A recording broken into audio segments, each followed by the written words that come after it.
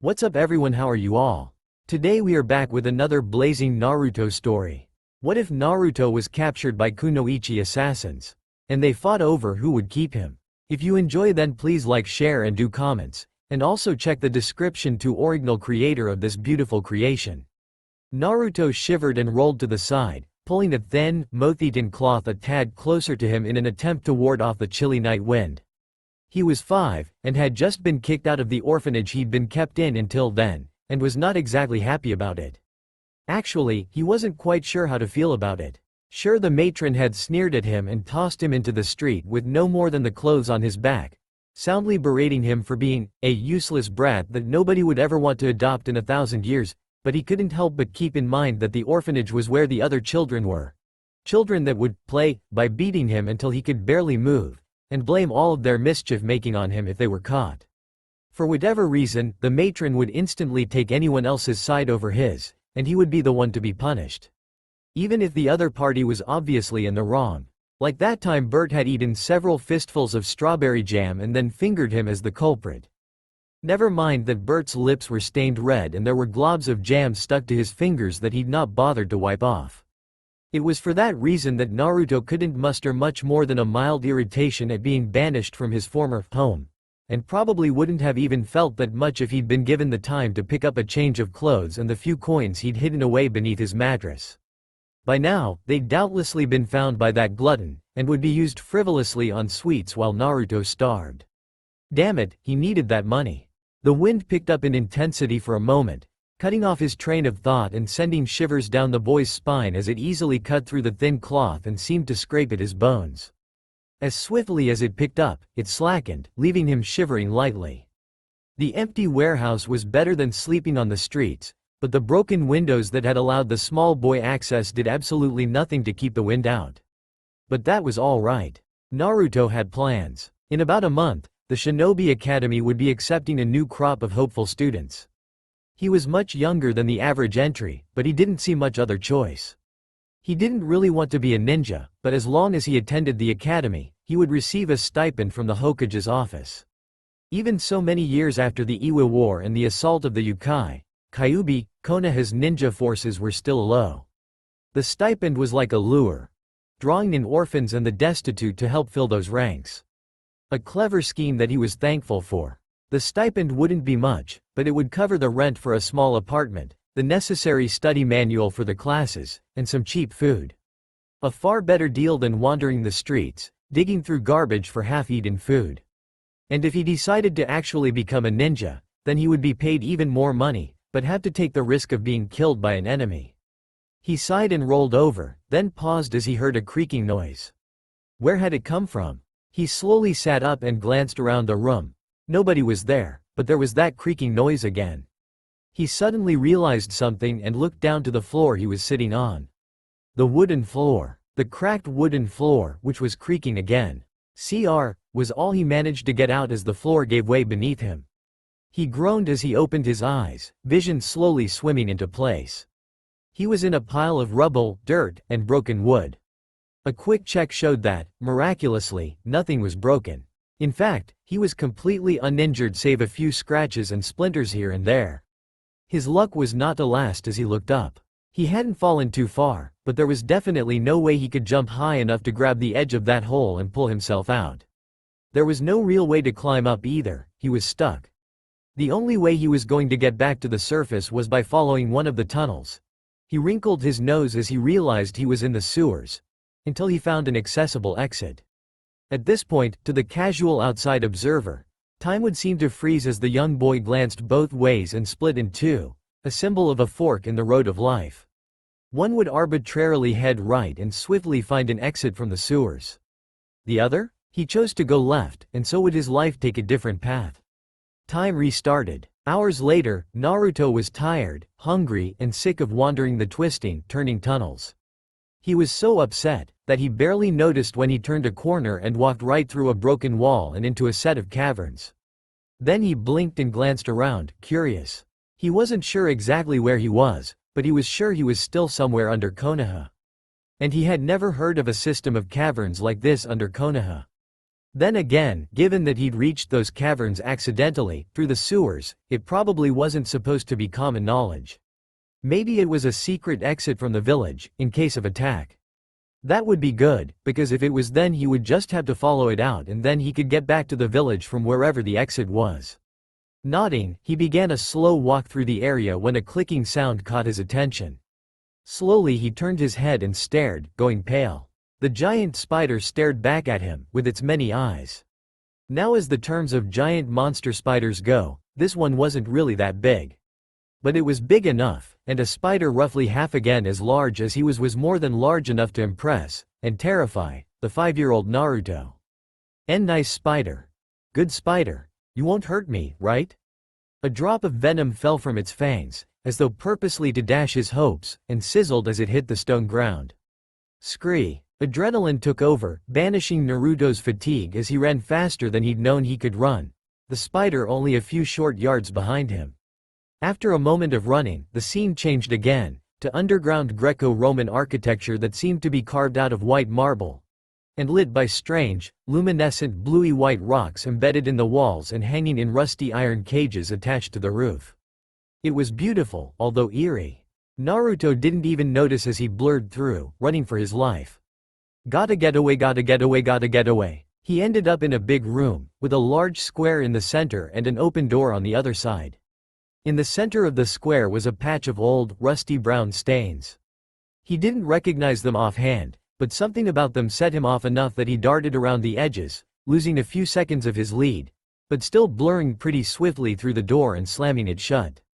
At about the same time he did that, there was a big, thomp, sound from the last room, accompanied by a tiny, squelch.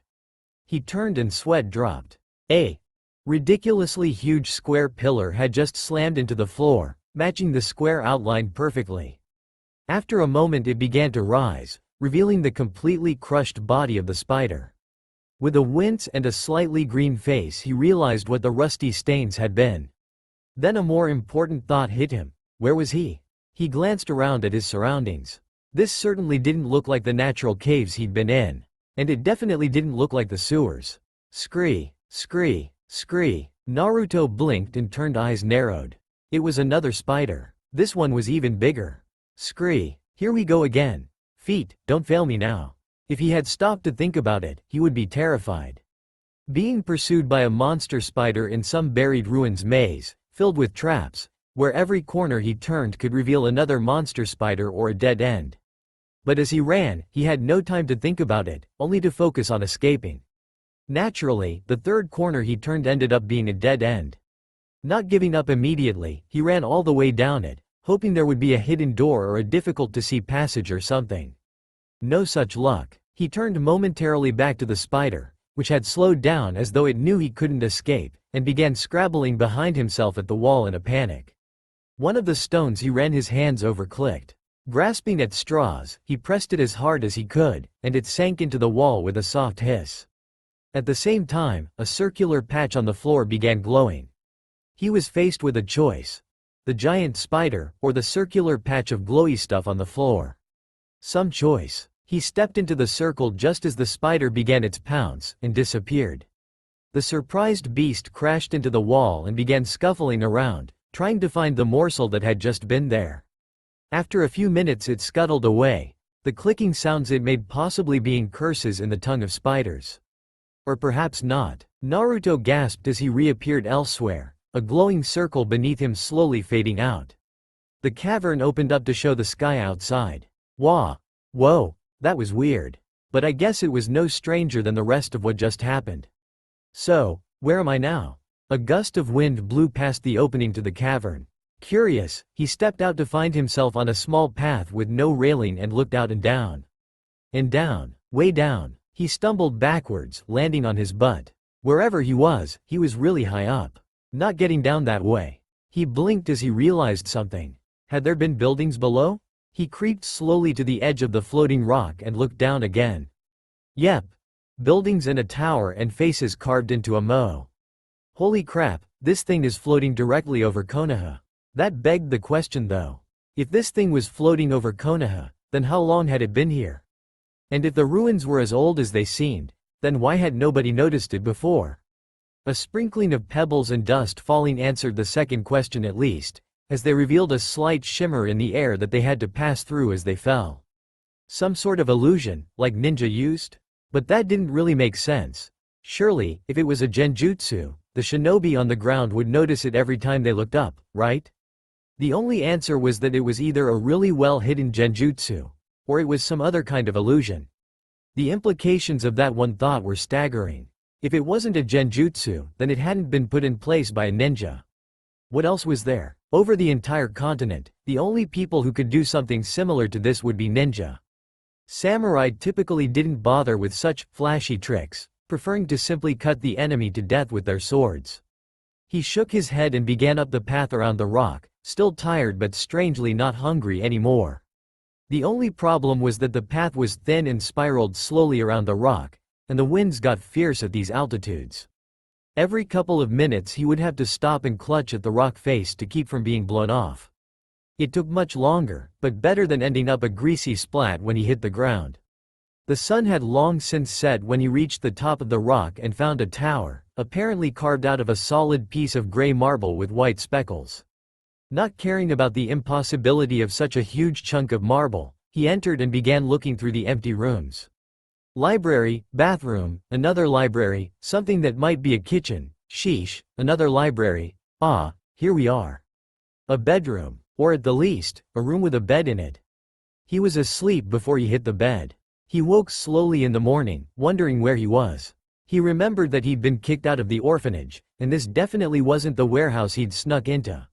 After a moment of thinking, the whole set of memories returned to him and he winced. As of now, he had a really strong distaste towards spiders. Shaking the thought off, he sat up. Oddly enough, he still wasn't hungry for some reason.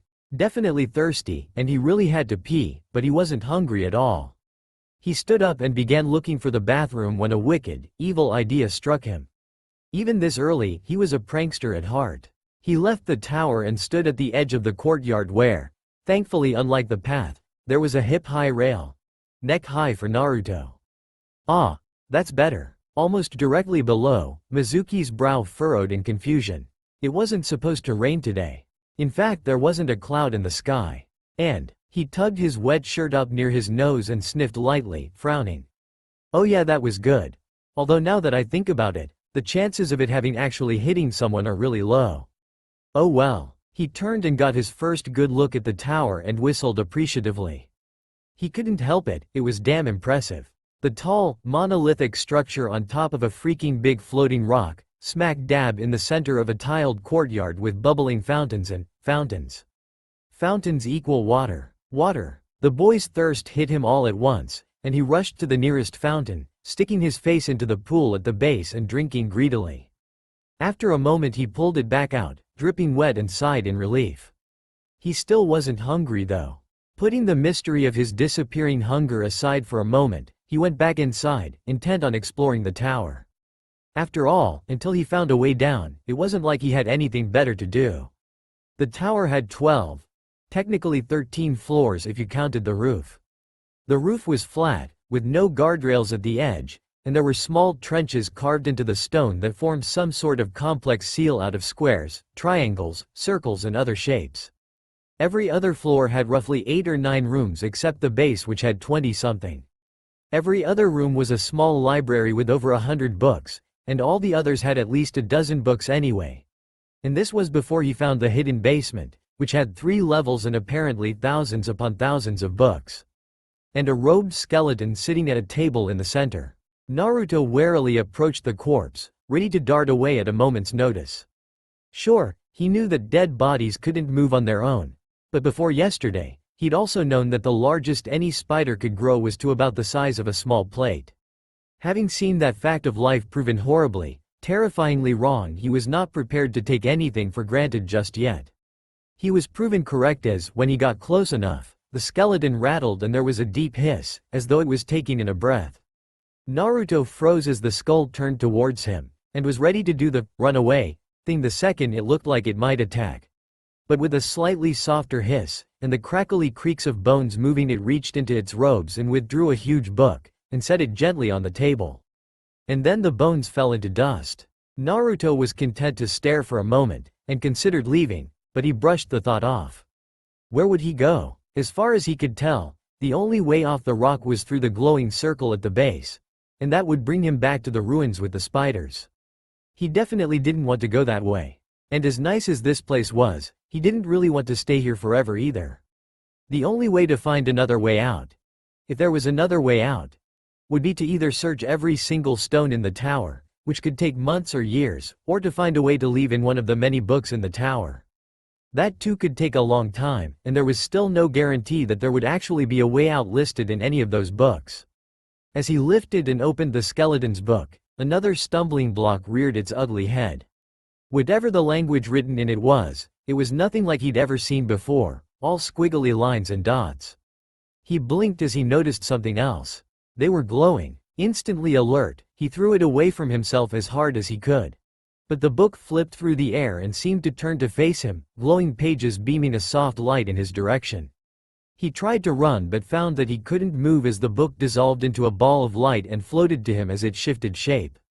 It circled around his head, extending fine tendrils to wrap around his face.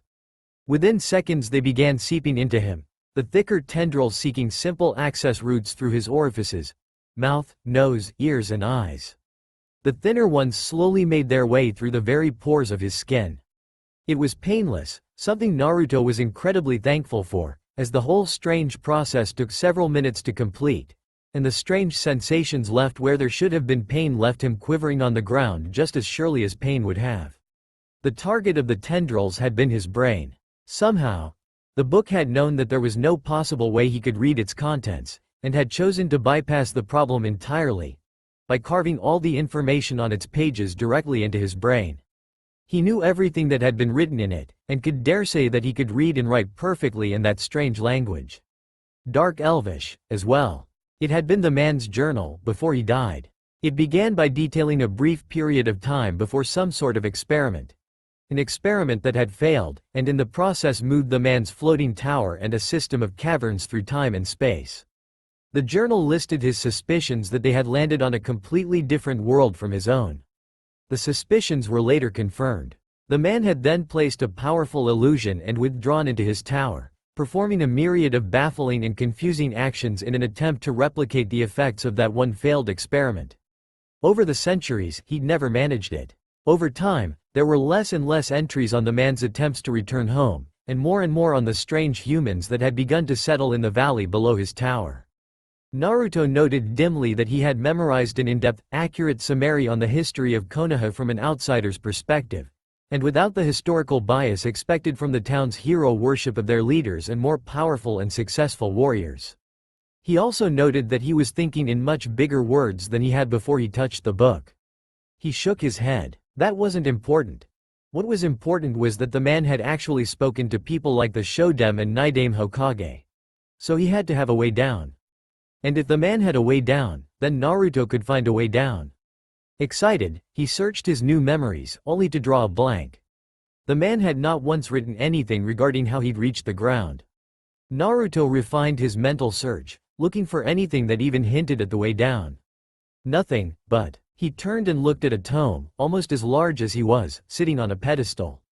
The reference list for the library.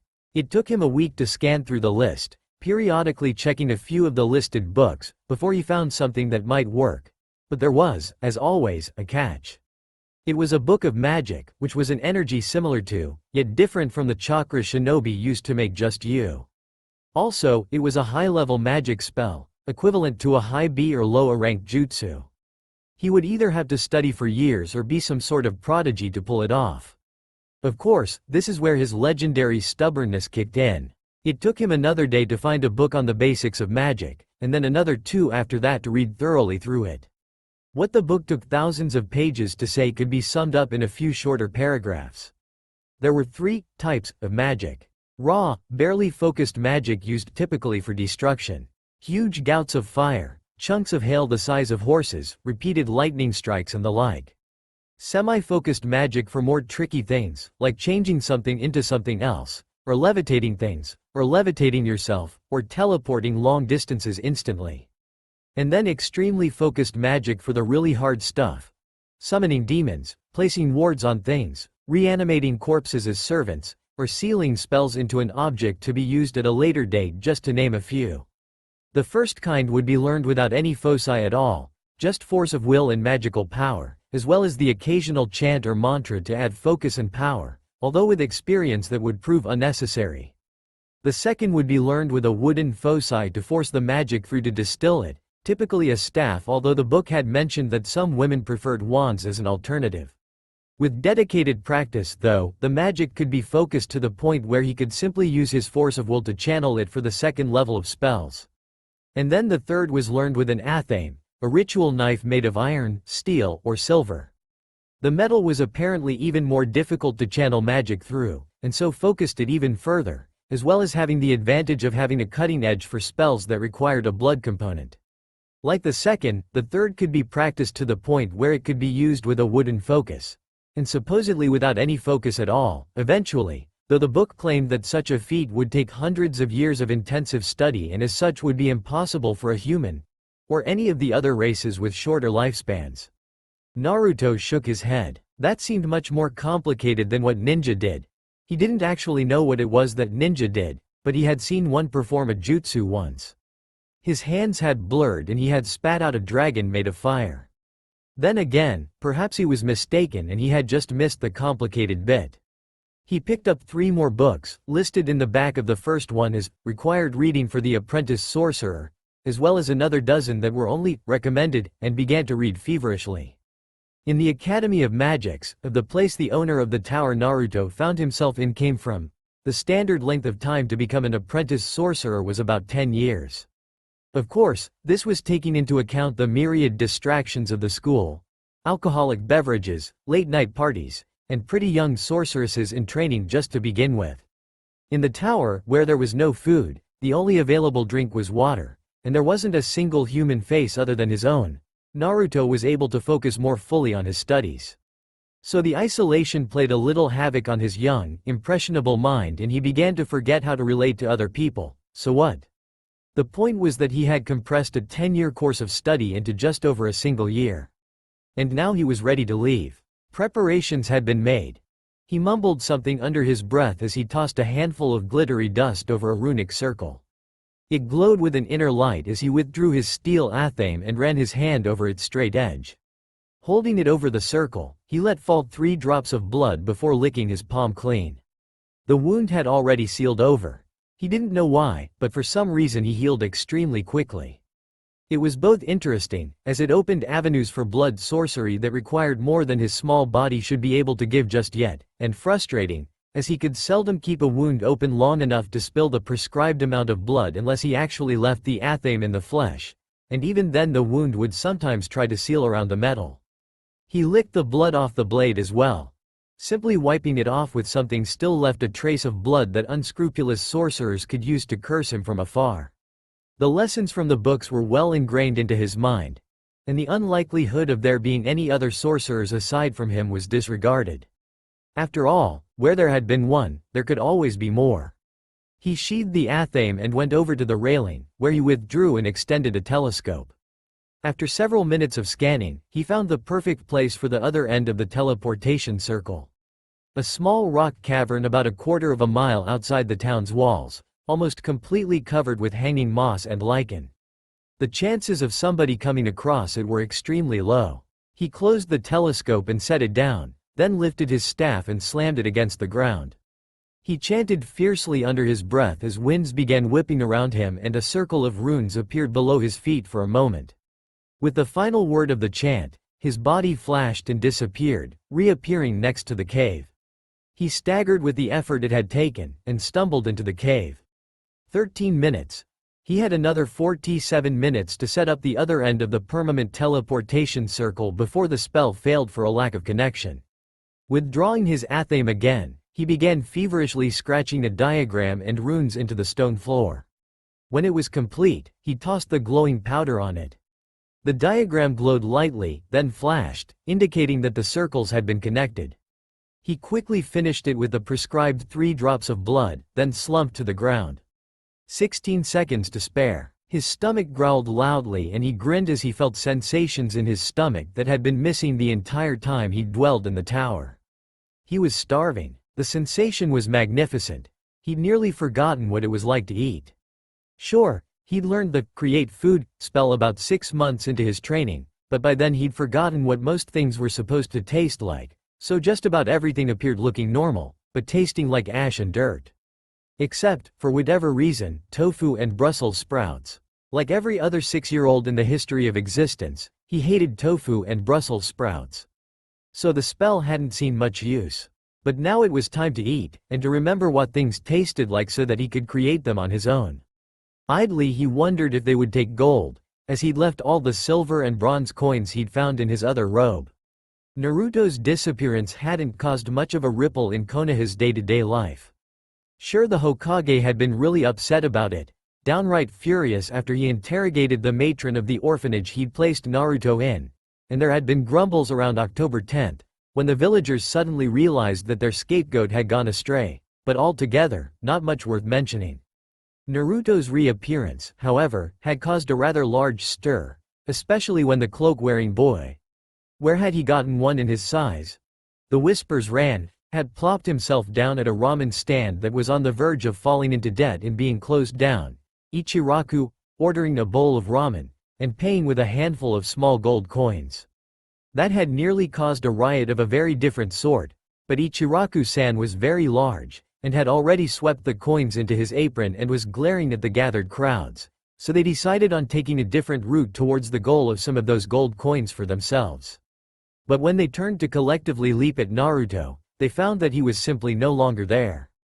Sandaime Sama had been so relieved at the return of the Yondaime's legacy that he had left his tower, and coincidentally all of his paperwork, behind to track him down and offer to let him join the academy early. And he had been politely turned down. Well, of course Naruto was free to choose his own path in life, but he'd really been banking on the fourth's legacy becoming a shinobi. Had bets set up about it with the clan heads of various ninja families and everything. So he'd shrugged and apparently accepted it, and found reasons to run into Naruto once or twice a day for the next few weeks, and each time strike up a conversation that would inevitably lead to, "Are you sure you don't want to join the academy?" So it wasn't exactly subtle. Sue him. He was pretty much out of practice with subtlety and trickery, having gotten used to being able to just order people to do what he wanted. If he wanted Kakashi to squawk like a chicken, or for Guy to run 500 laps around Konoha in a pink leotard, they would. They would privately curse his name afterwards, but they would do it, and do it exactly to the letter. Of course, he would never make such unreasonably pointless demands, so the point was moot. Still, it worked, and after a few weeks of annoyance Naruto broke and agreed. After all, Hokage-sama had never said anything about graduating from the ninja academy, now had he? It was actually simpler than he'd expected to sabotage his own education in the ninja arts. The instructors had been unusually helpful in the matter, grading him especially harshly, sending him the most difficult questions and tests, pointedly refusing to offer him any aid or correct his many mistakes, and unwilling to look below the surface of the matter. At least before Iruka had been instated as a new instructor, anyway. Naruto, well, he didn't hate the man. He was just doing his job. Doing it a bit too well for Naruto's tastes. He seemed to instinctually grasp the fact that Naruto was more than he let on, and would take the time to correct his taijutsu form, make sure he memorized the hand signs correctly, graded him fairly, only sent him tests and questions that could feasibly be completed by one of the others in his class. Naruto had begun to think that the man was Sarutobi's last-ditch effort to make him take being a ninja seriously.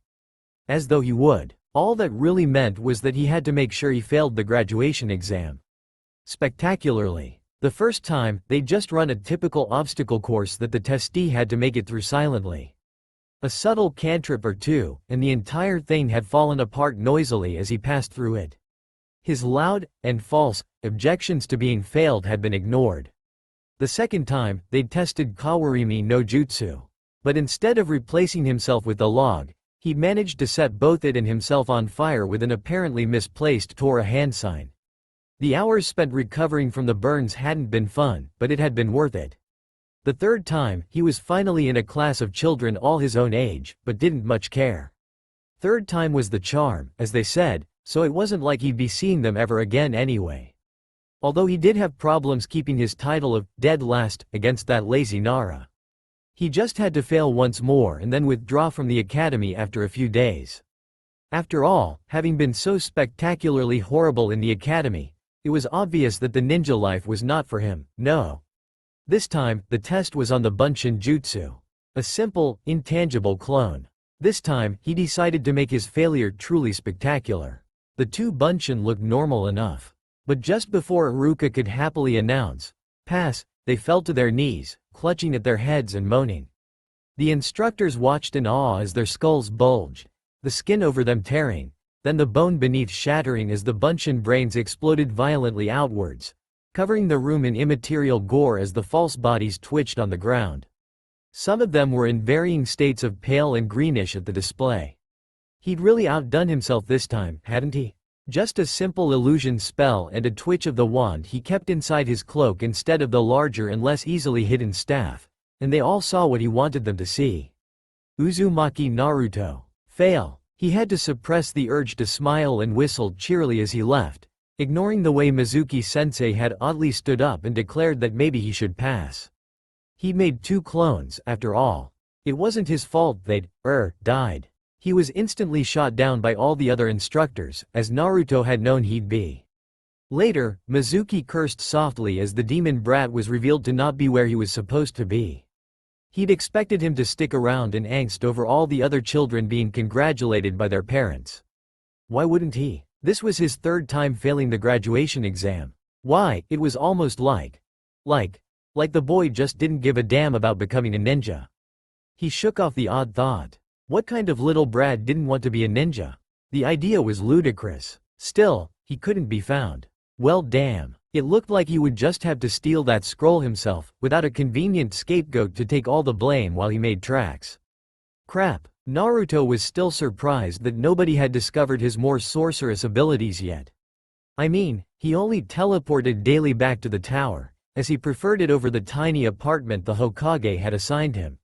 Sure, he would go back every now and again to dust and move things around in an effort to make it look like someone really lived there, but frankly, the tower was a much nicer place to live.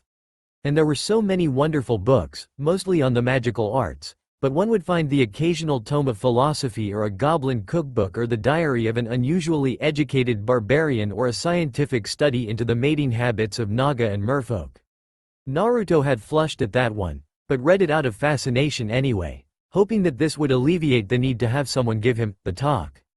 Unfortunately, the fact that neither species usually had genitals, as such, meant that it did little more than mar his poor, little, impressionable young mind. But today, he'd learned a new spell, and he needed to test it out. But how? The arrow of flame would be best tested against a living target, but how to choose a target that deserved being punctured with a magical arrow and subsequently charred to a crisp from the inside out? Time for some divination. He did truly hate that stupid crystal ball, and yet it was so useful at times. He sighed and removed it from its place in his cloak, glaring at it for a moment before it began to glow with a subtle aura and rise off his palm. Now, he just needed a suitable poem. A couplet would do, really. Orb of crystal floating free, show me what I wish to see. Simple, yet effective. Just how Naruto preferred things. The ball flashed and revealed a scene. Someone was stealing something, a scroll. They made it out relatively unseen, but an alarm was raised as they tried to walk innocently away. The scroll had been noted to be missing. Cursing, the figure broke into a run for the forest, and was revealed for a moment in the moonlight to be Mizuki-sensei? Well, if he's the best target available. He began heading out. It was only an hour or so until sundown, so he had plenty of time to set up an ambush. The scroll is gone. Mizuki has stolen the forbidden scroll. Find him, kill him. Mizuki? Sounds like something the demon brat would do. The ninja who'd made that last comment barely dodged the kunai sent his way by Sandaime-sama. Find Mizuki and execute him for this trespass and return the scroll to me. He can't have gone far. The assembled ninja scattered, and Iruka took a moment to think about things. If he was Mizuki, he would be running as fast as he could out of Konoha. The nearest exit was that way. and the forest beyond. Iruka started running. Meanwhile, Mizuki had just hit the edge of the forest and had paused for a breather. Running was one thing. Running with a huge, fragile, 50-pound scroll strapped to his back? Nowhere near so easy. Which was why he could be excused for not immediately noticing the rustling of the bushes. He did however note the deep growly noise and turned around and… Oh dear lord, what is that? A tendril slammed heavily into the patch of ground he just occupied, lifting from the crater it had left and swinging it sideways, crashing into a tree, which splintered from the force. A gazer beast, drawn here and bound to my service through a 4th level, summon creature, spell, if you must know. Gazer beast. The name was apt. The thing was a floating mass of eyeballs of all sorts set in pulsing pinkish flesh, with tendrils of the same flesh extruding from random areas for equally random distances. Then he recognized the voice. You, Uzumaki Naruto. The cloaked boy stepped out of the shadows, cocked his head and smiled slightly. In the flesh. A hail of metal followed these words, deflecting off of an invisible spherical shield a few feet in front of Naruto. There were brief flashes of light at the point of contact, but nothing else as the kunai and shuriken fell to the ground. Naruto's smile grew the slightest fraction. Did you really think I would reveal myself without protection and risk injury? The Tarn's all-purpose shield spell is not the most specialized, and so not the most powerful defensive spell, but it suits the purpose. What kind of ninjutsu is this? The reality of things would take far too long to explain to one who is about to die. Consider them. A clan-based style, if you will. Currently unusable by anyone in Konoha save myself. Now, let's play a game, shall we? I've no doubt you can kill a simple gazer beast, even with just your kunai and shuriken. But after that will come another monster, and another, each more powerful than the last, and sooner or later you will fall. The better you fight, the longer you live. It's that simple. The air around them shimmered, and Mizuki knew that some form of barrier had been set up. Then the gazer beast renewed its assault, and he had no more time to think, only to act. Outside, Iruka had just pulled up to a stop next to the barrier, scratching his head. From this side, it was completely opaque and there was no way to enter. Just like there was no way to leave from the inside, although you could see out. Back inside, Mizuki had completely lost his cool when he noted the one tendril that was phallic in nature. Most experienced warriors could brush such a thing off in favor of killing the monster, but apparently he'd at one point come up against a skilled genjutsu user and now his greatest fear was, So he'd automatically launched every kunai, shuriken, and other weapon he had against the thing. Unfortunately, in his panic, his aim had slipped. He was lucky if 1 in 5 weapons even hit home, and of those only 1 in 3 had managed to do any sort of damage, from being embedded in an eye. Still, the thing had plenty more, and was only scratched otherwise. It approached the panicking and collapsed Chunin, and was dispelled with a wave of the hand from Naruto. That was truly disappointing. It seems I overestimated your abilities severely. No matter, I still get to test my new spell on a live subject. He extended one finger towards Mizuki before he could rise, chanting a line of dark elvish under his breath. Fire, source of all heat and light, gather to me and fly straight and true. Pierce my enemies. Arrow of deadly flame. Mizuki didn't even have time to be surprised at the indecipherable words before the burning dart launched from Naruto's fingertip lodged in his chest. He looked down, staring dumbly as the oxygen in his lungs ignited. It was not a swift or pleasant death. Naruto arched an eyebrow at the result. A charred corpse with a large cavity in what used to be its chest. Well, that was interesting. Still can't compare to a simple fireball, though. Pity. Maybe I'll try that minute meteor storm spell next. Another wave of his hand and the barrier fell, revealing a surprised Iruka on the other side. Naruto was just as surprised, but didn't show it, choosing instead to sub-vocalize a minor silver-tongue cantrip before speaking. Here lies a traitor to Konoha, slain by one of her unfavored sons. If you will excuse me, sensei. Wait, you did this, Naruto?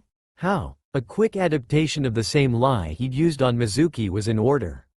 Secret techniques. Only I can use them, as far as I know.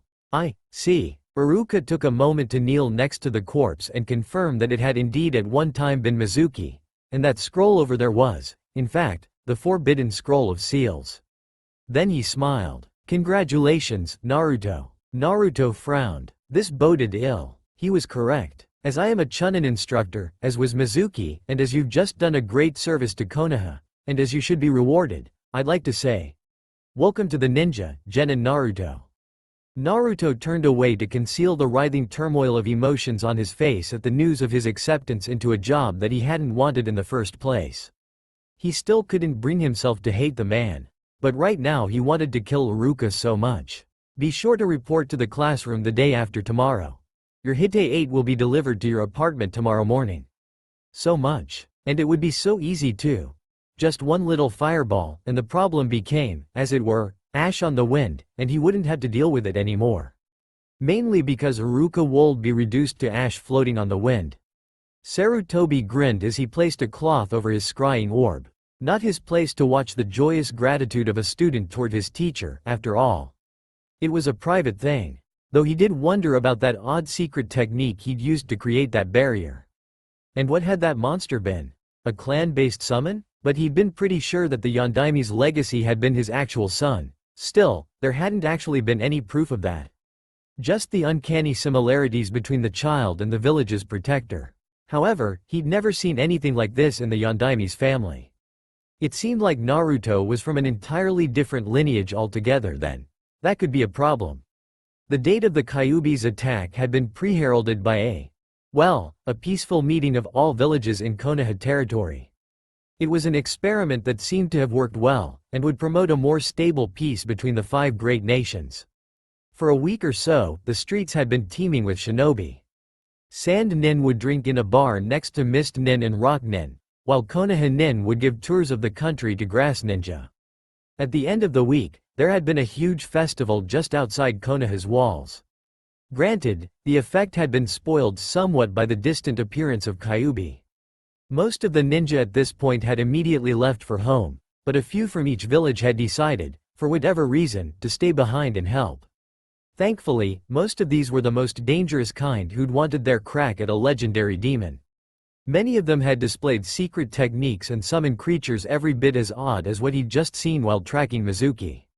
It wasn't infeasible that one of them had brought a wife along, who had gone into labor with all the excitement.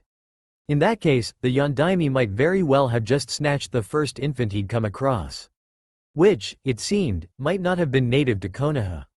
Still, the Hokage had to wonder in that case, how had he actually learned the secret techniques? Such were, by their very nature, secret. The Hyuga guarded their Jukin jealously. The Uchiha had been extremely secretive about the Mangekyo, which had led to disaster, the Inuzuka. The Sandaime had to pause at that. The Inuzuka learned their secret techniques from both the human elders of the clan and the canine ones. Furthermore, their canine partner or partners chose them shortly after infancy, and created a bond allowing them to understand each other's speech and, with effort, speak the language of the other. Even if Kuromaru was, thus far, the only canine elder to expend the effort to do so. In that case, did he have an animal companion, similar to the Inuzuka? For a second he considered the gazer beast and shuddered. No, that couldn't be it. Or not that one at least. Still, disappearing for a year, then coming back different. Although he'd never seen an animal with the boy, then again, that could just be a protection mechanism. To his eternal sorrow, the villagers would likely be perfectly willing to kill any animal that the demon brat called pet. So it wasn't so unlikely that Naruto might have an animal companion not dissimilar to the Inuzuka, who'd simply decided not to reveal itself publicly. From that, it wasn't such a far leap to imagine that it might very well be this companion who had taught Naruto secret techniques of whatever clan he actually belonged to. Like pieces of a puzzle, many things suddenly snapped together. It all made sense. He was just happy that Naruto had apparently decided to stay here, rather than leave for his own clan, whoever they were. Still, there was one piece of the puzzle missing, even as he labeled Uzumaki Naruto officially as a Hijutsu user. The animal partner itself. He just couldn't bring himself to consider the possibility that that thing was it. Elsewhere, Naruto was sulking. Stupid Mizuki. Stupid scroll. Stupid Iruka. Stupid Konoha. Stupid ninjas. Now he was definitely stuck. In 2 days, he would be placed on a 4-man team. 3 genin to 1 instructor junin. This would definitely pose a problem, as he'd never bothered to recall the names of any of his classmates, or interact with them in any way, or acknowledge their existence. It worked for him much better than it did for Duck Butthair in the front, who constantly had girls swarming him. Sighing, he took a sip from a mana replenishing potion that he had handy. Somehow, he got the feeling that he'd need to brew more of these. Oh well, he'd been planning on leaving Konoha. Just walking out the gates and wandering the world. He even had a special transportation artifact crafted. Just set it where he stopped, then teleport back to the tower to sleep, and when he woke up he could teleport back to where he'd left the object. Now, with him being bound to Konoha's service, that left him in something of a bind. Except for certain rare exceptions, Shinobi only left Konoha while on missions. That meant he would be spending a good bit of time here. Which sucked. He blinked as something occurred to him. As long as they had the money, anyone could hire a ninja for something. Even other ninja. Many of the Junin found that little trick useful. If they didn't feel like walking all the way to the market to buy their own food, or mowing their own lawn, well, there were always genin to do it. And for a little more money, you could specifically request which ninja you wanted. They could always turn the mission down, but usually wouldn't. So, what was stopping him from hiring himself for a mission like, say, go explore, insert random ancient ruin here? Little did he know that he just hit on the secret of how higher-level ninja would score paid vacation days. Sure, it would cost them, but they would get plenty of rest and relaxation as they guarded hot springs and festivals. Still, to do that, he'd need more money than he currently had. Gold was all well and good, but if he put in an anonymous mission request for Uzumaki Naruto, but paid in gold, it would be obvious who'd made the request and it would most likely be denied. This plan required a little more thought be put into things. He shook his head. If he was going to be a ninja, then he'd end up actively placing himself in dangerous positions. Not good. He'd either need something to boost his own magical power, to ensure that he could keep himself alive and relatively whole, or he would have to trust in his teammates to protect him. HNRK. Snicker. Chuckle. BWAHAHAHAHA. Oh yeah, that was a good one. Trust in his teammates to protect him. Instant classic. He'd have to remember that. So, magical power boost it was. Oh of course. A familiar. Not only would it be able to siphon and draw ambient energies from the surroundings and convert it into mana for his own use, but if he was fortunate enough to attract something like a hellhound or some large animal through the calling, then it could defend him as well. He'd even read something about a sorcerer who'd ended up with a baby dragon through the calling. He'd definitely have to read up on some healing spells. Despite his distaste for unnecessary pain, and the fact that his own speed of healing seemed capable of dealing with just about any wound if left long enough, it really wouldn't do for his familiar to up and die on him. But for the calling itself, he'd need to collect some things before he went back to the tower. A few cloves of garlic, a handful of rat tails, a bat wing, a leather pouch filled with flakes of rust, at least 1 gallon of some form of alcohol, a few sprigs of sageweed, and other components. Most of those were stored by the barrelful in the tower, but he'd definitely have to pick up the rust and alcohol, at least, in town. But how to get it? He was, technically, underage.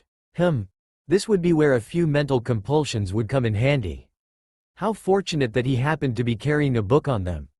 The calling itself was a long complicated matter involving a complicated diagram of green powder, burning most of the components while placing the sake, as it was the most commonly available alcohol, into a small trough and spilling no less than a pint of his own blood into it in order to create a temporary rift through all levels of time and space to summon a being to serve as a familiar. It was after that happened that things would get tense. The booze was something like bait. Interestingly enough, almost everything capable of performing as a mage's familiar had a taste for alcohol, and if drunk, the blood in the bait would act as a magical catalyst to bind the being to the summoner's service for however long he or she should live. For some of these beings, it would extend their natural lifespan significantly. For others, the time spent as such would be as a blink of an eye in the first place, so they didn't really mind. Of course there were several instances where the possible familiar, for one reason or another, chose not to go straight for the booze. Typically, in these situations, the being would be quite aggravated at being pulled from wherever it was and whatever it was doing. So there was a chance that, rather than getting a familiar, Naruto would end up fighting for his life. Keeping this in mind, he chugged a mana potion and waited for his wound to heal before activating the final rune. He held his breath as the pattern on the floor glowed and there was a flash of light, heralding a being crossing through the weave of reality. Naruto stared at the small form glugging down the provided sake as the flash of light died down. The fact that technically, a full gallon of the liquid should have ruptured all of the tiny being's internal organs, killing it painfully, didn't really register. After all, this was an obviously magical being. Logic and the laws of physics tended not to apply in the face of magic. That just left the question of just what his new familiar was. What are you? Naruto wondered aloud, having run a mental check for possibilities and coming up blank. It turned and grinned, after having finished off the offered bait. What do you think I am, boss? I don't know. Could you give me a few minutes? I'm sure there's a book in here on magical beings, somewhere. Okay, so basically, I'm what's called a magical mutt, boss. Or a chimera if you prefer the fancy term for it. Basically, we're what happens when you mix more than two types of magical beings together. Usually that only happens in the labs of crazy wizards. I'm a special case in that it occurred naturally. I think. So you were born of. Well, it's a little complicated, but here's the basic family tree. On one side, my grandsire was an archangel. You know, big white wings, white robe, halo, fiery sword, the works. But as it turned out, he was far better at hunting out and destroying the perversion of undead than he was at demons. He ended up getting drunk in a bar and being seduced by a succubus, thinking that she was a human barwench. Not exactly so pure as you would expect a celestial to be, right? Naruto blinked and began rustling around in his cloak. Excuse me a moment. Let's see. Parchment. Pen. Ah, here it is. Keep going. The small being frowned for a moment but shrugged. Magic users were almost as bad as scribes. They seemed to have a driving need to put everything they found interesting to paper. Naruto was scribbling madly. This was magnificent. Now anyway, on my other side, we don't talk about grandfather much. He was an incubus, the counterpart of succubi, but unlike Grandam, he really was into the whole forces of darkness thing. In the end, grandsire killed him, but not before he raped and impregnated grandmother. She was a fairy, you know. Actually, I'm not sure why he bothered with her except that she was in the wrong place at the wrong time and he was bored. Being a fairy, she'd completely forgotten the whole incident after about a week, but the fact was that she was still pregnant. Naruto was still scribbling madly. This was like one of those horrible soap operas. He had to make a study of the social dynamics of the involved parties, and how everything had worked out so well. Anyway, after grandmother gave birth to Mam, she ended up wandering off. I don't like to say it but fairies aren't known for their responsibility. So grandsire and grandam ended up raising her alongside their own son. One thing led to another, and the two ended up wedding and becoming my sire and Mam. That's fascinating. So in effect, you yourself are 2 parts infernal, 1 part celestial, and 1 part fi? Pretty much, yeah. That did explain the height. She was only a foot or so tall, which would still dwarf her grandmother, as the average fairy was something like 2 or 3 inches. He didn't want to put much thought into the concept of one being forcibly impregnated by an incubus, a demon that could reach 6 feet of height and more. He very much doubted that it was a simple matter of convenience for the being. Then there were the horns sweeping out from her brow and back over her head, the whip-like tail that came to an arrowhead point, and the fact that her feet ended in cloven hooves, and that the upper pair of her 4 wings were upside down. While the fact that she had 4 wings was probably a throwback to Phi genetics, everything else was heavily influenced by her mostly demonic heritage. Save one thing. Everything about her, except her oddly large blue eyes, was a soft, gentle white. From short cropped hair to feathery wings, to hide, skin, to the goat-like fur from knees down. He made a note to sketch a picture of her at some point to add to the study. Actually, now that I think about it, I was at a family dinner. And given that grandsire is an archangel and can travel freely between all realms, he should be arriving right about. Naruto stiffened and broke out into a cold sweat as there was a flash of light from behind him and the sensation of cold metal pressing gently against his throat. It looked like he might well end up fighting for his life after all. Actually, the Archangel was rather more understanding about the matter than Naruto had expected. After all, it wasn't really anyone's fault. Just an unnoticed flaw in the spell itself. And now they were bound together, and the spell was unbreakable until one of the two died and all that, and there was really nothing to be done about it, so no hard feelings, right? That didn't stop him from noting that if the young sorcerer didn't treat his granddaughter properly, then he would have no objections towards ending the spell prematurely. He'd been significantly clutching at the hilt of his sword as he stated that. Naruto made a note to treat his new familiar with the utmost respect and care. He held no illusions. He was a powerful sorcerer for a preteen, yes, but it would be decades before he could hope to do anything but die against even a weak archangel. Given that Sound Sand's long black hair had begun to turn gray, indicating that he'd been around for quite some time, it would be something more like centuries before he could match him. Unless he did one of those life-extending rituals, it wouldn't matter by that point. Still, best to get some rest now. Kazumi was exploring the tower, but he'd need to be up in the morning to go pick up that damned headband. So, what do you think of him? He's not what I expected. A chaotic, yet neutral alignment. Yet obviously not insane. Well, yet anyway. And it seems he's gotten himself accidentally pledged to the service of that village, whose leader is good, and yet mainly neutral. That bodes well for the future. Even if it is not his first inclination to do good, he can be convinced. I still do not believe that he can be the one. The seer was very clear about the matter, dear. He is the proper age, has trained himself in the mystical arts, and has just summoned and bound our daughter as his familiar. Harumph. Now, children, we'll just have to wait and see what happens. It may be that we will not have to intervene at all. Fat chance of that. The boy was terrified of Sound. There's no way he'll make it through the coming trials unaided. Well, I am rather intimidating, and it's not like I couldn't crush most of these trials single-handedly, without use of my sword. But it's the boy who is being tested.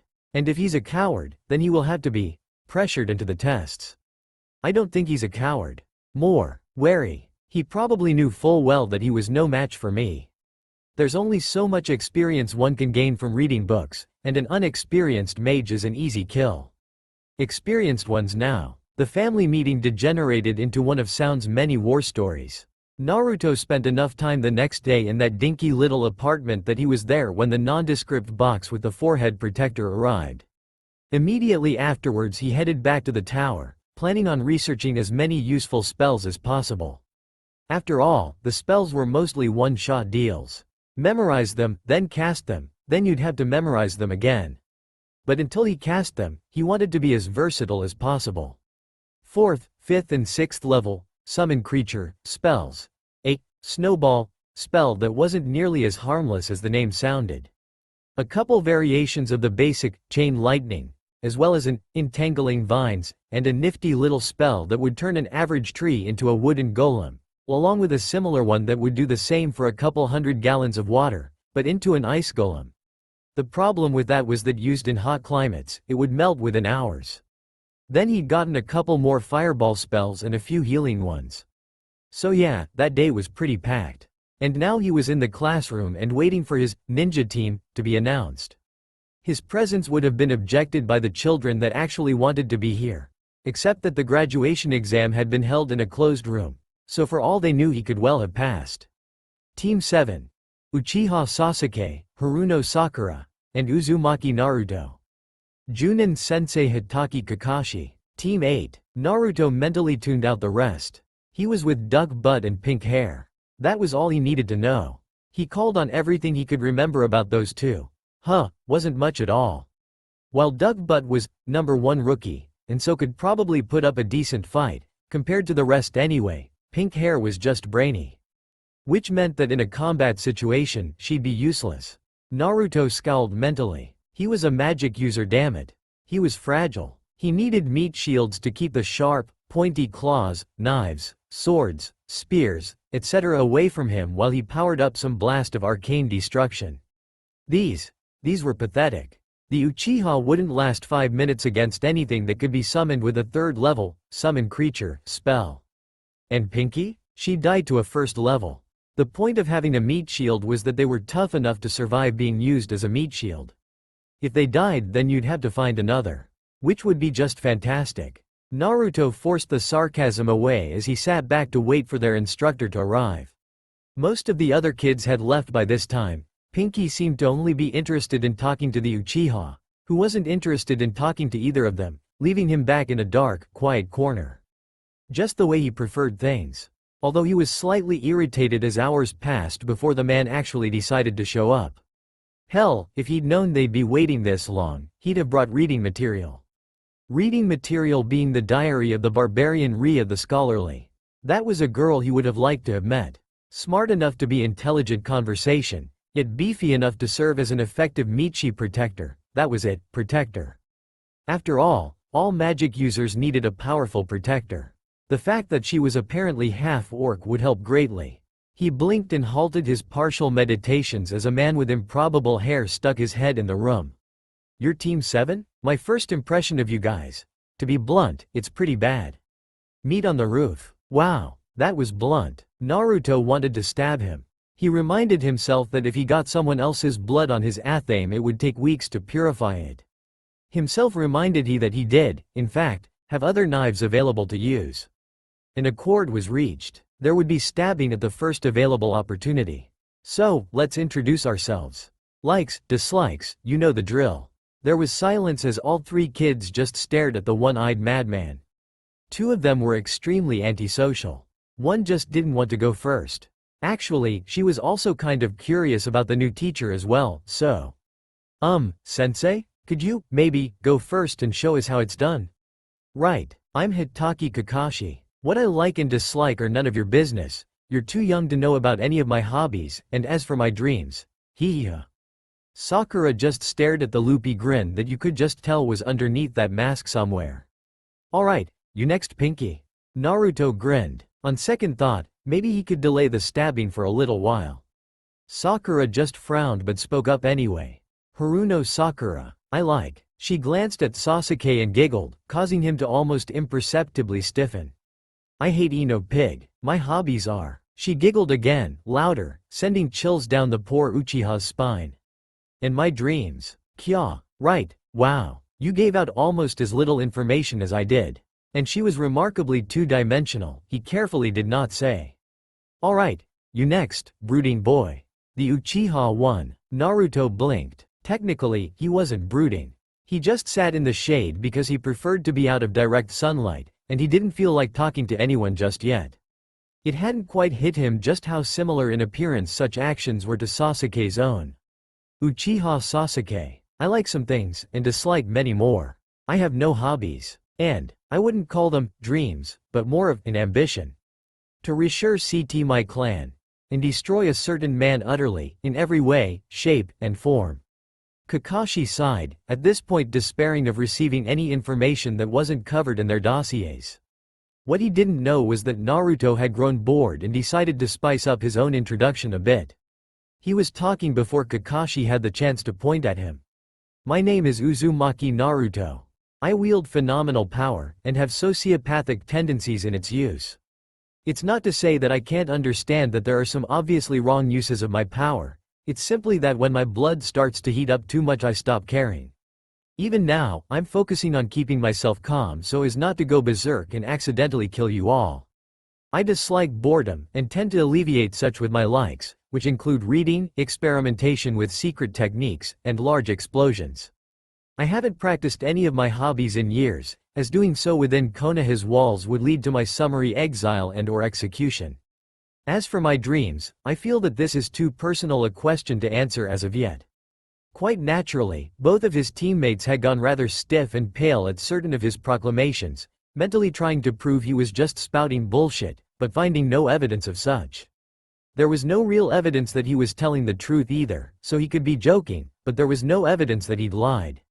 This was also in the forefront of Kakashi's mind as well, although he was much better at masking his sudden anxiety. Mainly because 3/4 of his face was covered. Had he begun to access the Kyuubi's power? No, his chakras seemed normal. Oh, just a joke then. Ha ha ha, good one. He'd just make sure to pound the brat later for nearly giving him a heart attack. Alright, now that we all know each other, there's one more thing to do. Your final examination. Wah, but sensei. Did you think that that little test before was all? No, that's just to weed out the losers that have no hope whatsoever as a ninja. No, the real test will be survival training. But sensei, we've already had survival training in the academy. Not like this, you haven't. Because you'll have to survive, me. 6 sharp, tomorrow morning. And, don't eat breakfast. You'll just puke it back up. Kakashi disappeared in a swirl of leaves, but not too far. He wanted to see how they reacted to this. And he was disappointed. Sasuke had immediately headed off one way, with Sakura trailing behind him like a lovesick puppy. Naruto had gone completely the other. This was just great. How the hell was he supposed to pound the concept of teamwork into these brats' skulls?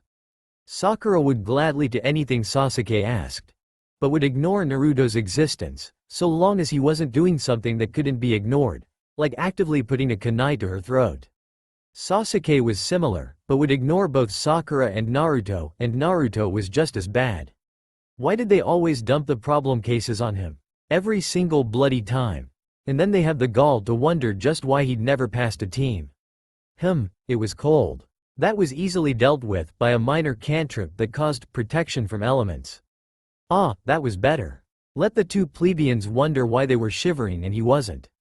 They'd probably blame it on his cloak. Tough. If they were dumb enough to come out here in the early morning without something to keep them warm, they deserved to stay cold. He removed the diary from a pocket inside his cloak once the sun rose, not knowing, but suspecting that Kakashi would leave them waiting here for the next few hours. Hours that could be well spent puzzling out the confusing Orcish script. That Ria's handwriting wasn't the best about made things more difficult. Hours later, he'd translated a page and a half and Kakashi had finally arrived. Pity, it was just getting to the good bit, involving barrels of cheese, duergar, and a lava flow. Even when she was completely outnumbered and outclassed, she'd figured out a trap to cut the enemy down to size.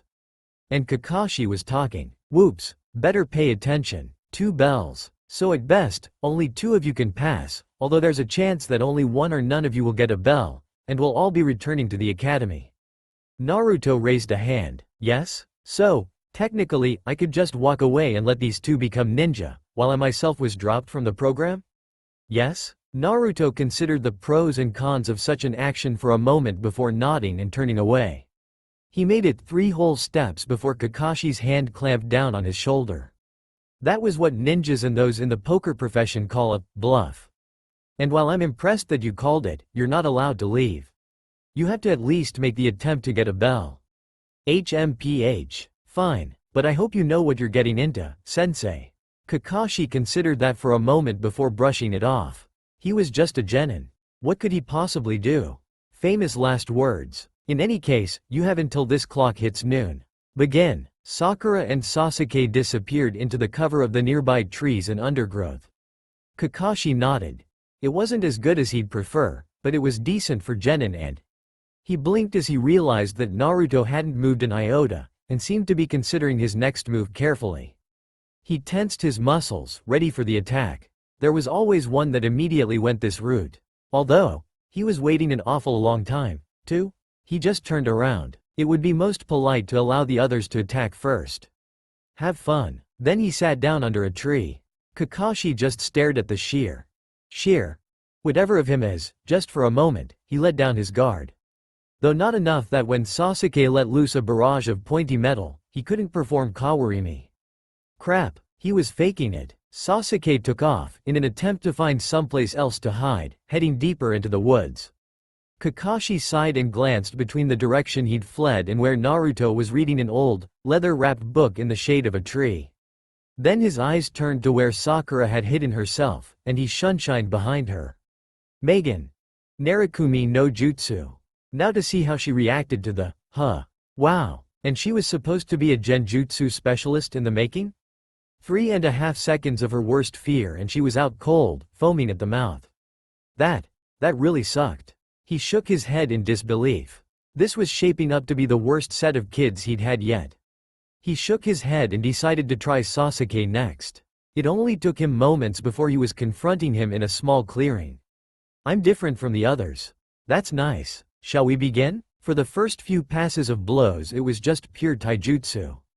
Nothing special. Then Sasuke began making hand signs and Kakashi's eye widened at the sequence. No way. No academy student should have the available chakra to Kaden Gukakyu no Jutsu. Sasuke couldn't see what happened through the flame, but was pretty sure that would finish things. Except that Kakashi wasn't there when the flames died down. Not in front, not behind, not to the sides, so that left. Above, Sasuke's gaze shot up and his eyes widened as nothing was there.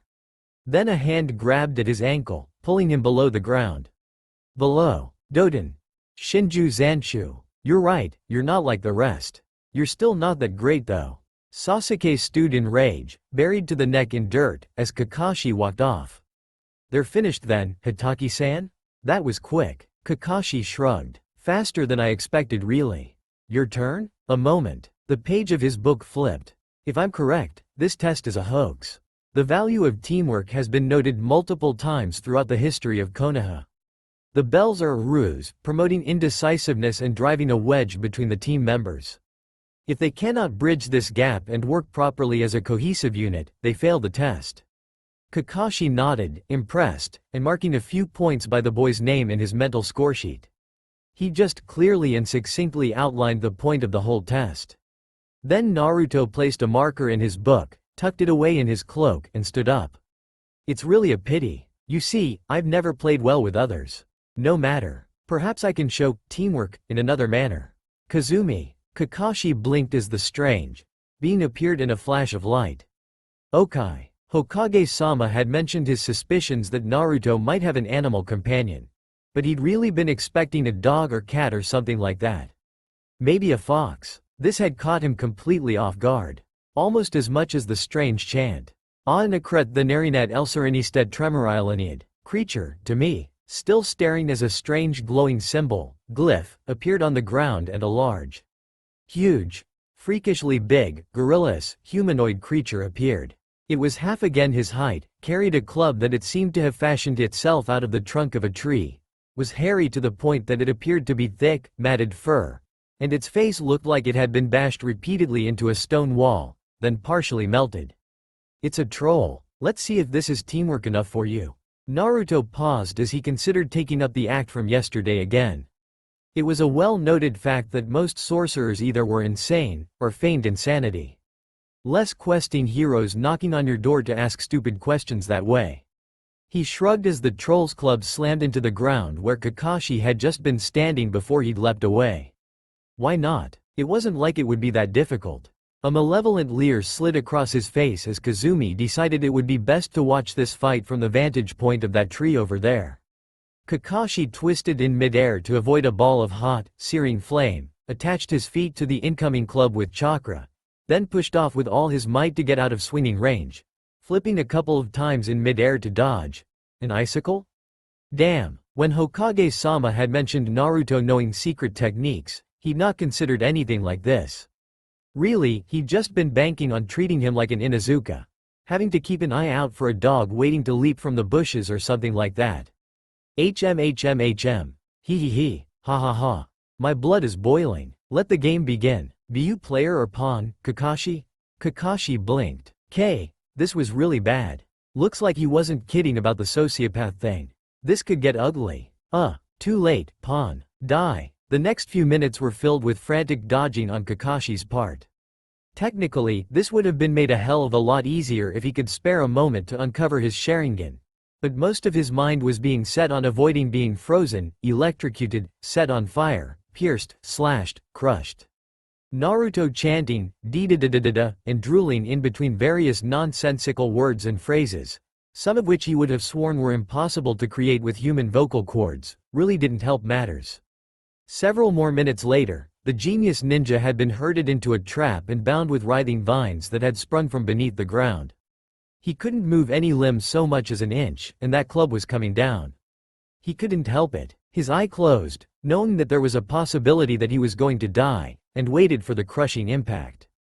And waited, and felt a tug at his belt. His eyes snapped open to the destroyed section of training ground as the small, winged thing that Naruto had called Kazumi removed the bells from his belt and flew to Naruto, who was clutching at his head with one hand, but reached out with the other to accept one of the bells.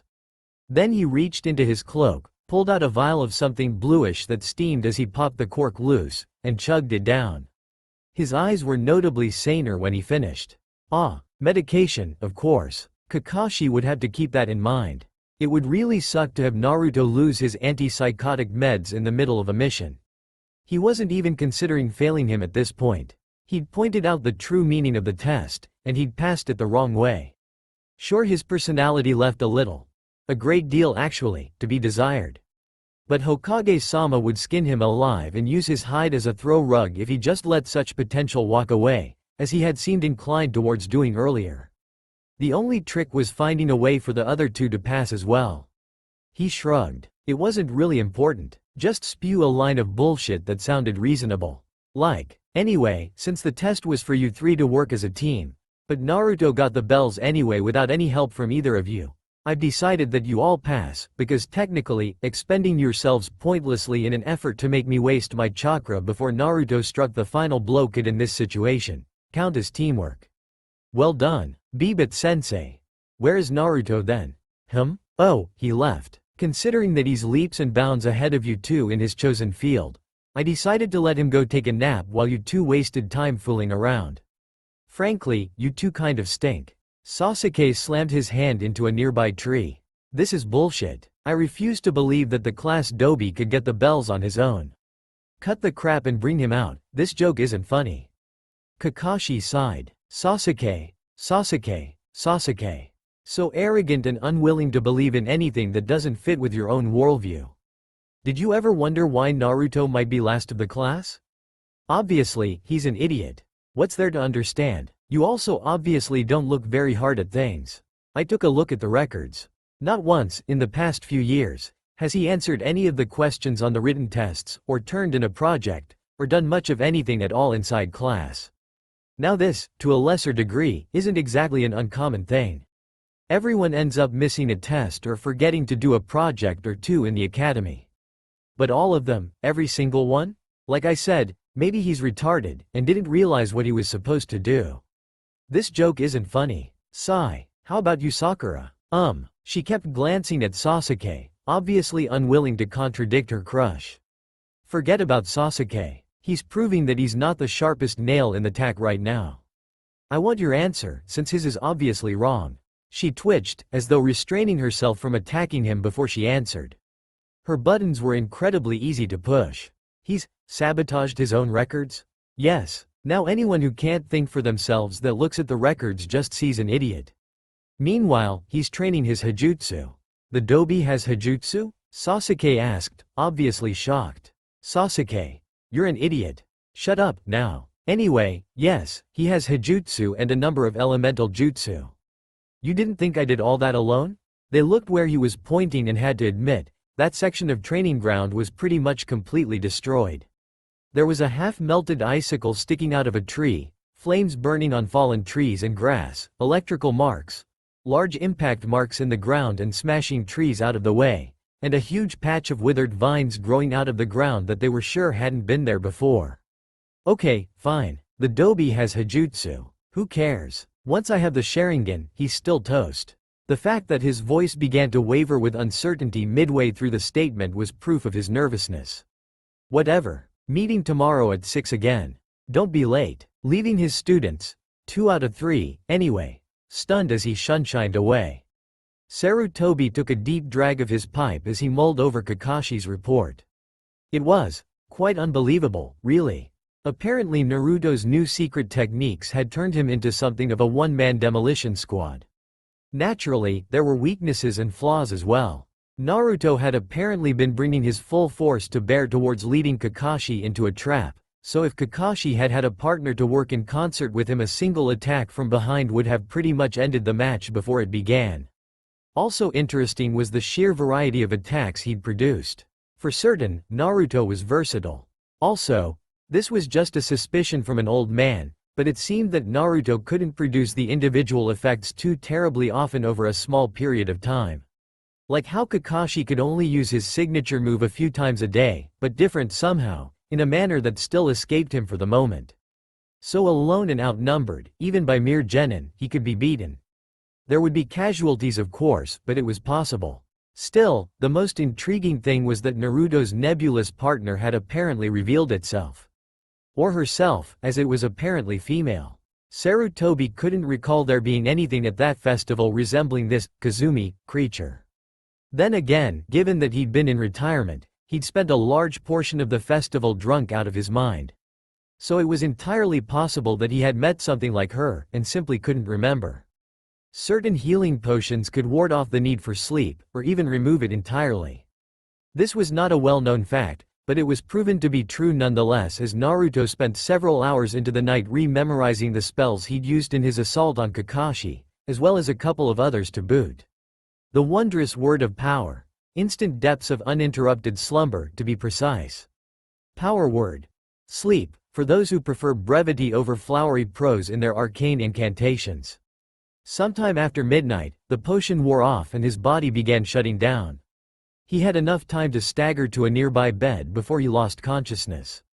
After that, he managed to net a few short hours of slumber before being rudely awakened through cold water. Kazumi wasn't even slightly ashamed of herself as she casually levitated a second sphere of water over his head and grinned widely. "Wakey, wakey boss," he glared. "Your demonic heritage is showing through, I see. Oopsie daisy, I seem to be temporarily losing control over my telekin.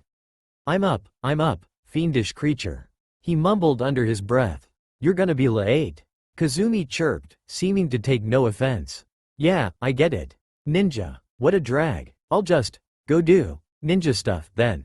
And maybe work out a way to convincingly fake my death.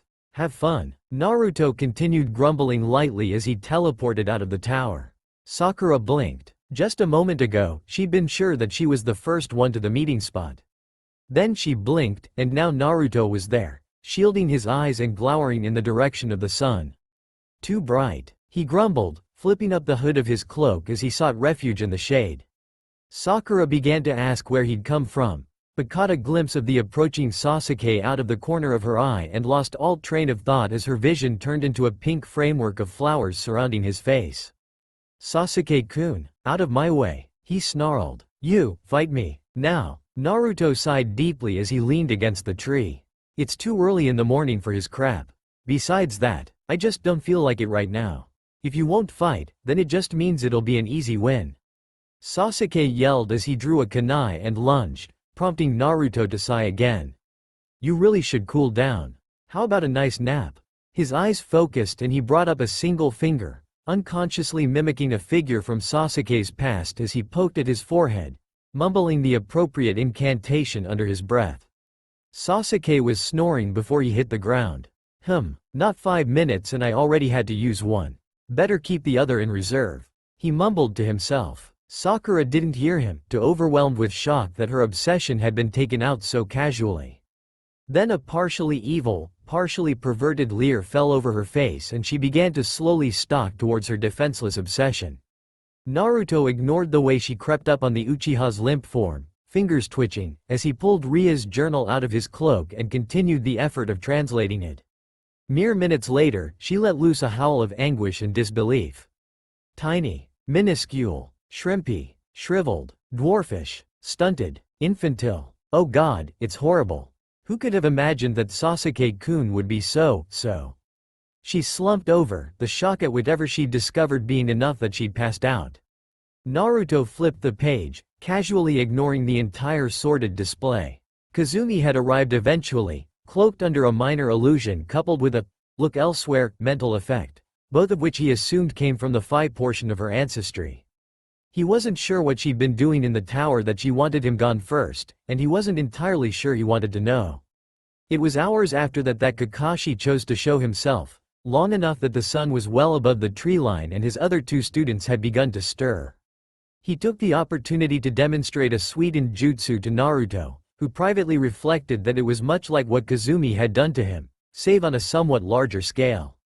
Once the 2 unconscious portions of the team ceased gasping and spluttering and Naruto had marked his place in the journal and returned it to his pocket, Kakashi explained what they would be doing that day. Naruto's patience, such as it was, snapped. Wait.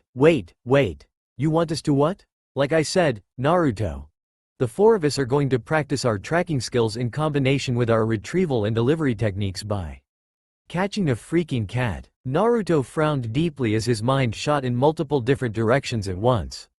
Not gonna do it. Frankly, I'm disgusted by the very idea, and flatly refuse to participate in any mission where I'm not going to get even the opportunity to kill someone.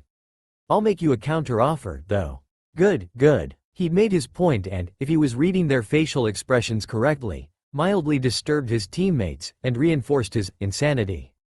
3 in 1 shot. Listen carefully, cuz I'll only say this once. You don't bug me about pointless D-ranks, and I won't set your houses on fire. Sound like a fair deal? Kakashi took a moment to stare at him through his one visible eye, probably trying to decide whether or not he would attempt such a thing and, more importantly, calculate what his odds were of succeeding. Naruto took a calculated sip of mana potion. A sweat drop rolled slowly down the back of the Junin's head. Right. Like I was saying, the 3 of us are going to practice our tracking skills in combination with our retrieval and delivery techniques by hunting down Tora the cat and returning him to his owner. Naruto smirked victoriously as the other 2 genin sent death glares at his back. I could set houses on fire if I wanted to. Sasuke mumbled just loud enough for Naruto to overhear. Uchiha are the best with fire techniques. Naruto's smirk grew wider. The days following went much the same. Kakashi would gently suggest the idea of coming along on a D rank. Naruto would casually threaten the entire team's life and/or property. The suggestion would be retracted, and he would be left to his own devices for the day. Typically he had to knock out or humiliate Sasuke once or twice a day for flavor as well. Either he was a glutton for punishment, or he had a real problem with his short-term memory. Frankly, Naruto didn't care which, but he'd reached the point that he was perfectly willing to stab him in the face if he didn't quit being irritating. Or even if he did. Actually, he just made up his mind to stab him the next time they met when he sauntered up to the meeting place. Naruto greeted him by launching a pair of shuriken at his eyes. Sasuke screamed like a terrified little girl and dived to the side, right into the path of an entangling vine spell. Naruto allowed a creepy leer to fall over his face as he tugged out a curved silver dagger and began slowly stalking towards the trapped genin. Sasuke struggled harder and opened his mouth to scream again, but was cut off as a loose vine wrapped itself around his face, gagging him.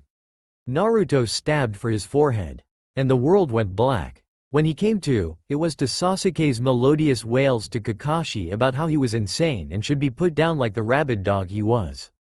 That's a little rude, don't you think, Sasuke-kun?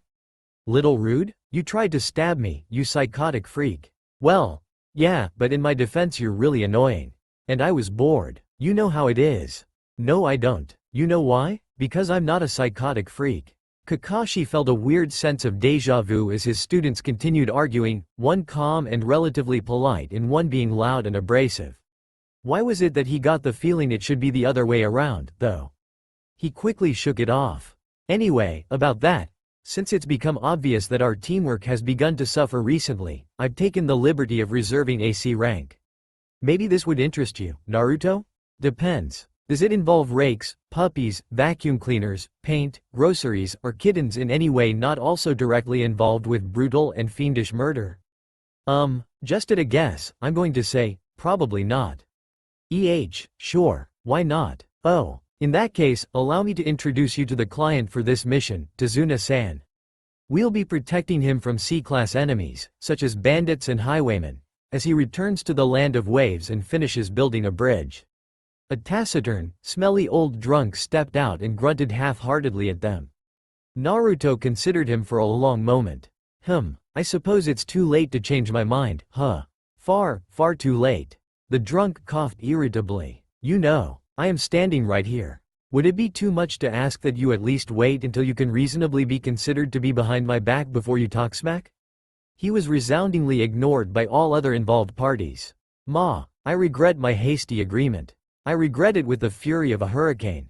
Well, at least it's a change of scenery, right, Naruto? Scenery? TCH. Sasuke grumbled, although Sakura looked mildly interested. Anyway, make your preparations and assemble in 1 hour at the main gates. Kakashi ordered. Assemble in 1 hour. Naruto grumbled. That was, 3, 4 hours ago. Yo, I'm afraid I got lost on the road of life. Whatever. Let's just go, already. Ho, Always in such a rush. Don't get me wrong, I'm just bored as all hell from waiting for you. Oh really?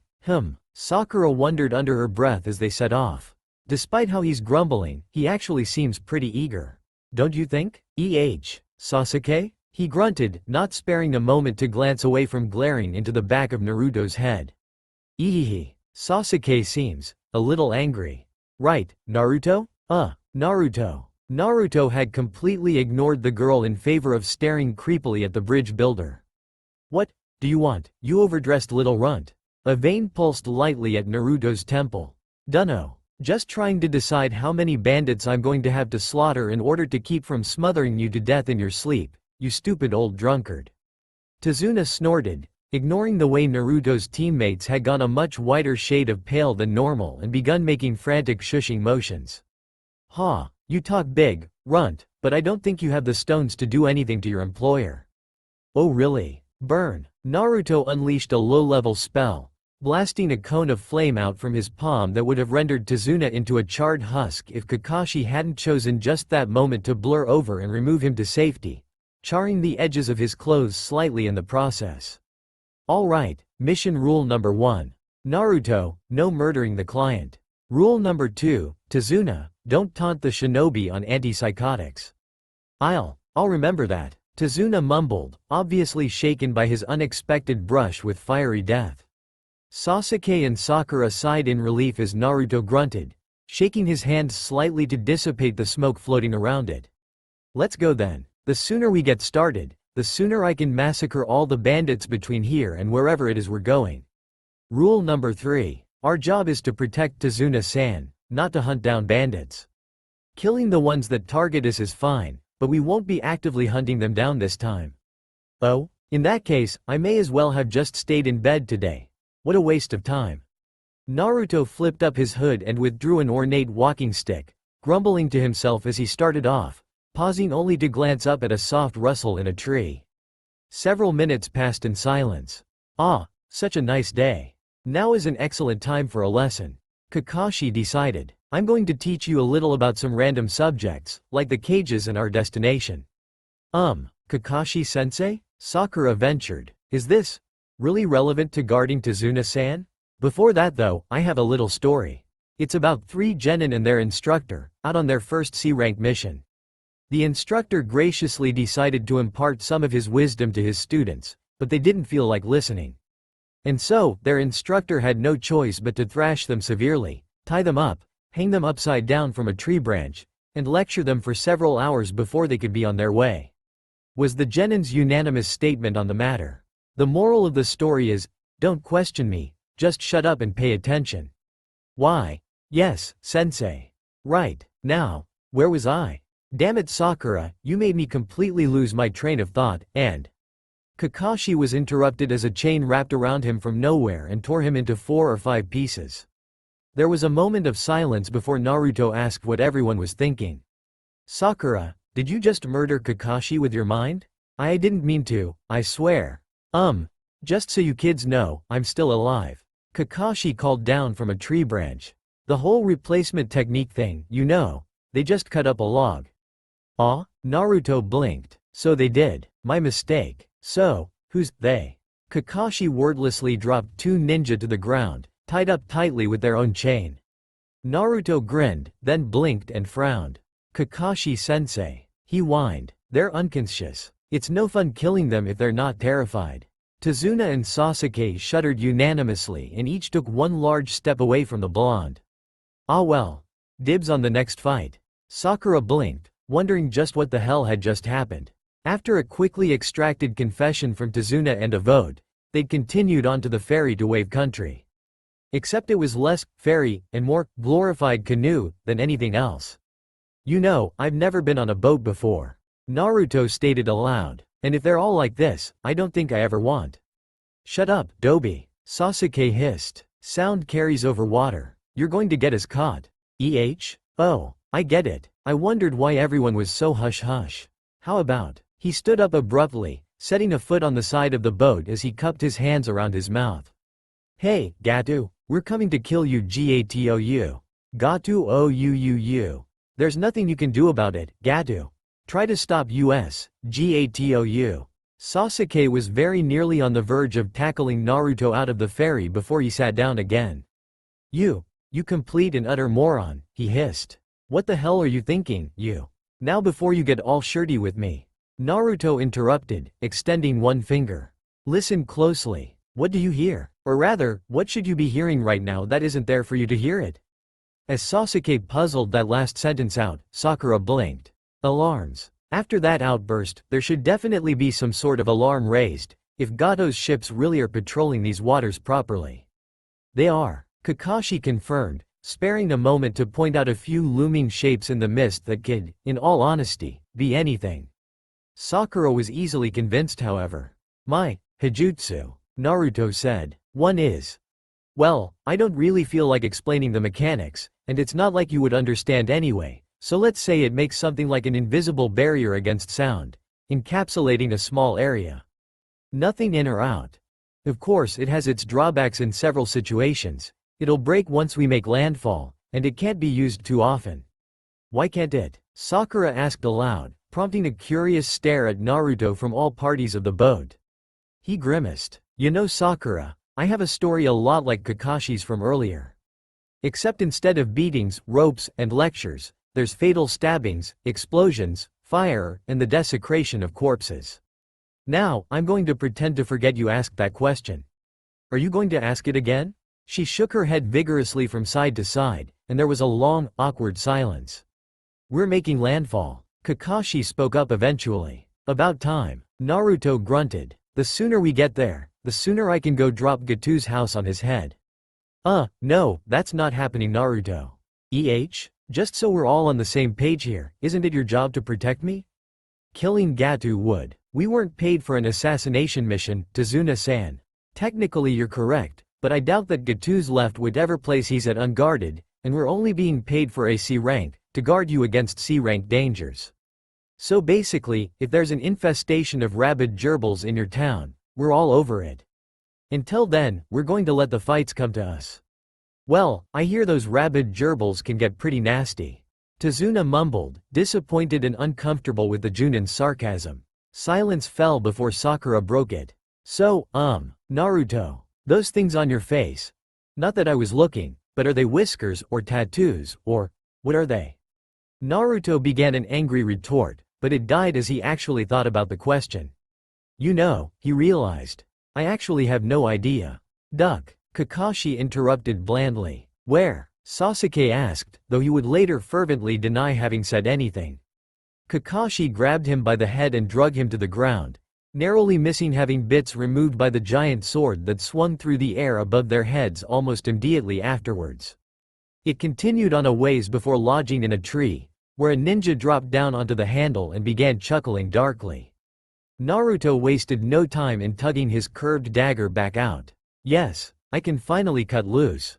Naruto, no. I recognize this opponent. He's a class Momochi Zabuza, demon of the mist. Like I care. Ho ho ho. What's this? A worthless little genin? Boy, until you've made enough of.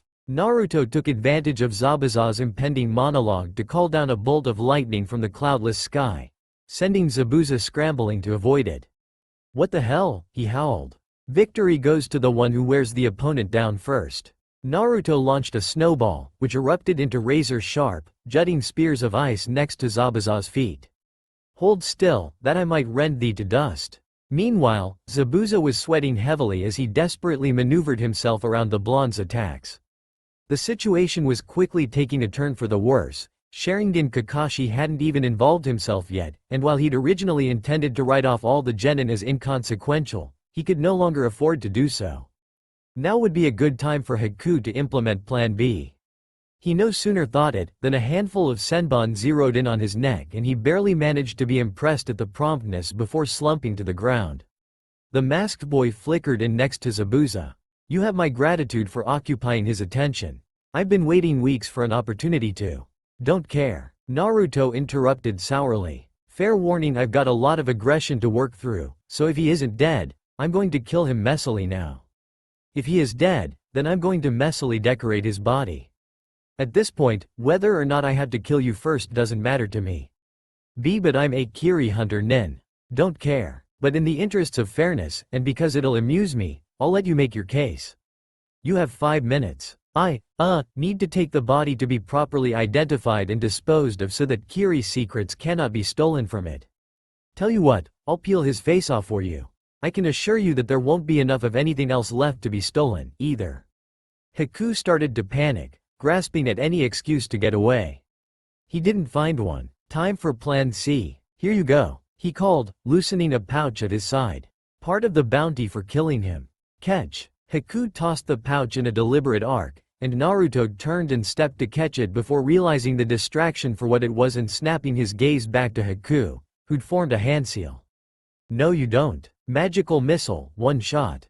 The sphere of light shot forward, coming to a halt for a moment in the fading afterimage of its target before it zipped off again. TCH, got away. I'll kill him next time. Elsewhere, as Team 7 continued on to Tazuna's house, Haku received an unpleasant surprise as he began to set Zabuza down for some impromptu field medicine, and the two of them were slammed into a nearby tree by the missile he'd thought that he'd left far behind. After spitting out a mouthful of blood and checking to make sure that he hadn't actually bitten clear through his tongue, he unknowingly repeated Naruto's promise. Except that his version was slurred somewhat and utilized far fouler language. Everyone, I have an announcement to make, Kakashi stated calmly. He waited a minute for everyone to stop what they were doing before it became obvious that they were paying him no attention whatsoever, and he slammed his hand into the table, knocking over a cup of tea. He mildly regretted that. Tazuna's daughter had made some very nice tea. Are you paying attention now? Good. Like I was saying, I think that Zabuza may be alive. The somber proclamation didn't exactly receive the sort of reaction he was looking for. Yeah, and? Naruto asked, while the other two genin simply blinked. Is that it? I mean, considering how eager that guy was to get him out of there, it was pretty obvious that he was an accomplice. Okay, you know what? Smartass comments mean that the genin on this squad get to run up and down trees until they puke. Everybody outside. But-sensei. Sakura interrupted. We don't know how to run up trees. Kakashi chuckled darkly, fingers drumming on his kunai pouch. In that case, I'd hope you're quick learners. This is exactly the reason why I didn't want to be a ninja. Naruto grumbled from his prone position on the ground. Sasuke grunted, and Sakura didn't bother to reply at all, as she was busily spewing everything she'd eaten that day into a bush. Alright, Sakura's done. Take a break, Sakura. Kakashi drawled from behind the pages of his book. Thankish Kakish SNS. She forced out, before collapsing on the ground. Or, take a nap. Whichever. You two, get back to training. Naruto and Sasuke groaned unanimously, but got back up and back to training. Hey, Sasuke. Naruto hissed out of the side of his mouth opposite to Kakashi. What? I don't want to be here. I'm sure. He dodged around a tricky branch. Sure you don't want to be here either. He won't let us leave until we vomit, but he fell silent as Kakashi took a moment to check their progress before returning to his book. But he didn't say that we had to wait until it happened naturally. There was a slight glimmer of interest in Sasuke's eyes as Naruto opened a fist slightly, revealing 2 pills. A basic antitoxin. You swallow it, and it induces vomiting to remove whatever poisons you may have ingested. Along with everything else, of course. It may take a minute, but it's better than running until whatever time that our bodies give out on us. Sasuke HN'd softly, casting a wary eye at their instructor. Naruto flipped one of the pills to him as they passed through some thick leaves. Twice more, then take it near the top. Then I'll wait 10 minutes and take mine. The plan went off semi-flawlessly. Kakashi could tell at a glance that they weren't actually exhausted enough to have reached the point of vomiting, and so had to have cheated somehow. On the other hand, they were ninja. Cheating was pretty much the whole point of everything. So he was both disappointed and proud of them, depending on how he chose to look at it. In the end, he decided to disregard it as he turned his mind to more important matters, like dinner and dinner conversation. Sakura was present but still unconscious, having been draped over one of the chairs with a child's bib with a small picture of a lobster tied beneath her chin. It seemed that Naruto had a weird sense of humor, even for shinobi. This is quite good, Tsunami-san.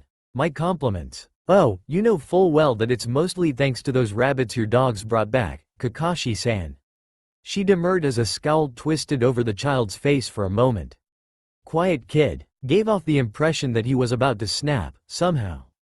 I'm considering sending a message for reinforcements, he said, then quickly continued before Tazuna got his hopes up. In all honesty though, even if it's approved, it will only be a second Genin squad. Which is a second Junin, I'll admit, but depending on who's assigned it could mean that the Junin will be forced to spend more time protecting his own Genin than assisting us. I have no doubt that it could simply mean that Zabuza and Gatu have 3 more targets to pick from. Even so, the kid exploded. You just don't get it, do you? Gatu is unstoppable. It doesn't matter how many shinobi you have, he'll kill. Naruto mumbled something under his breath and Inari slumped into unconsciousness. I'm afraid I have no patience when it comes to temper tantrums. I do hope he enjoys his nap, however. Kakashi coughed softly. Like I was saying. Even so, it's correct protocol for Genin squads to send notification and a request for backup whenever their missions cross paths with shinobi classed B rank or above. If I don't, well, Hokage-sama is pretty lenient, so I'm sure it will just be a mild reprimand. Do whatever you want, Kakashi-sensei.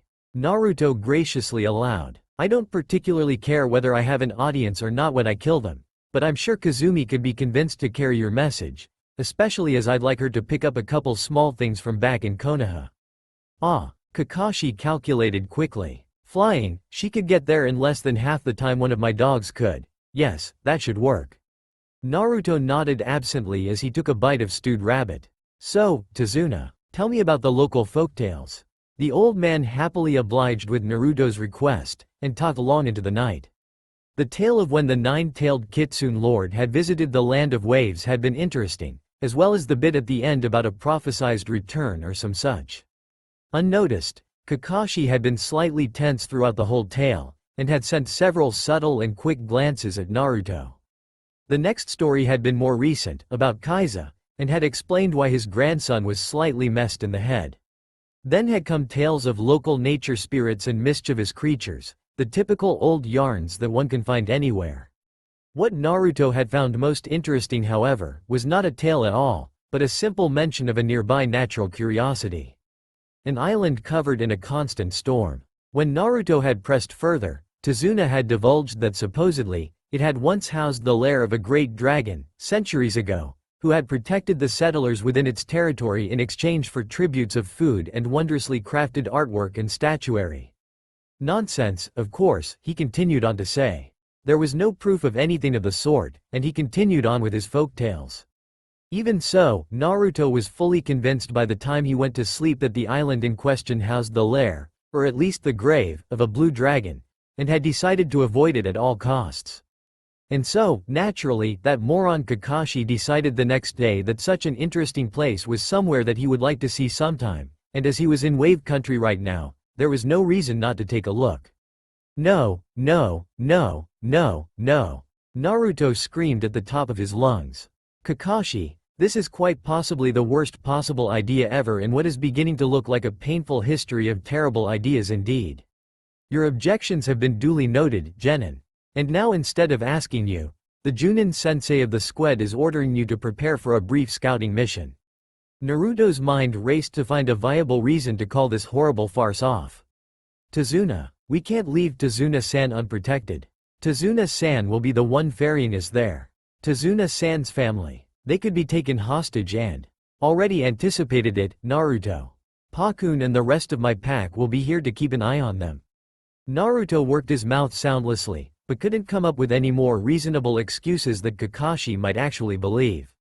The older ninja chuckled and ruffled Naruto's hair quickly, removing his hand before the blonde registered it and went for his knife. I'm impressed that you're so concerned about fulfilling the mission so suddenly, Naruto. One would almost think that you were afraid of a little rain. Naruto stiffened. I do not fear the perpetual storm. Nor do I fear the isle itself. No. What I truly, deeply fear is what we may just find there.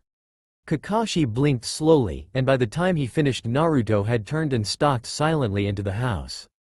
He considered for a moment. The boy had seemed unusually somber, and lucid. For a long moment, Kakashi felt uneasy about his decided course of action.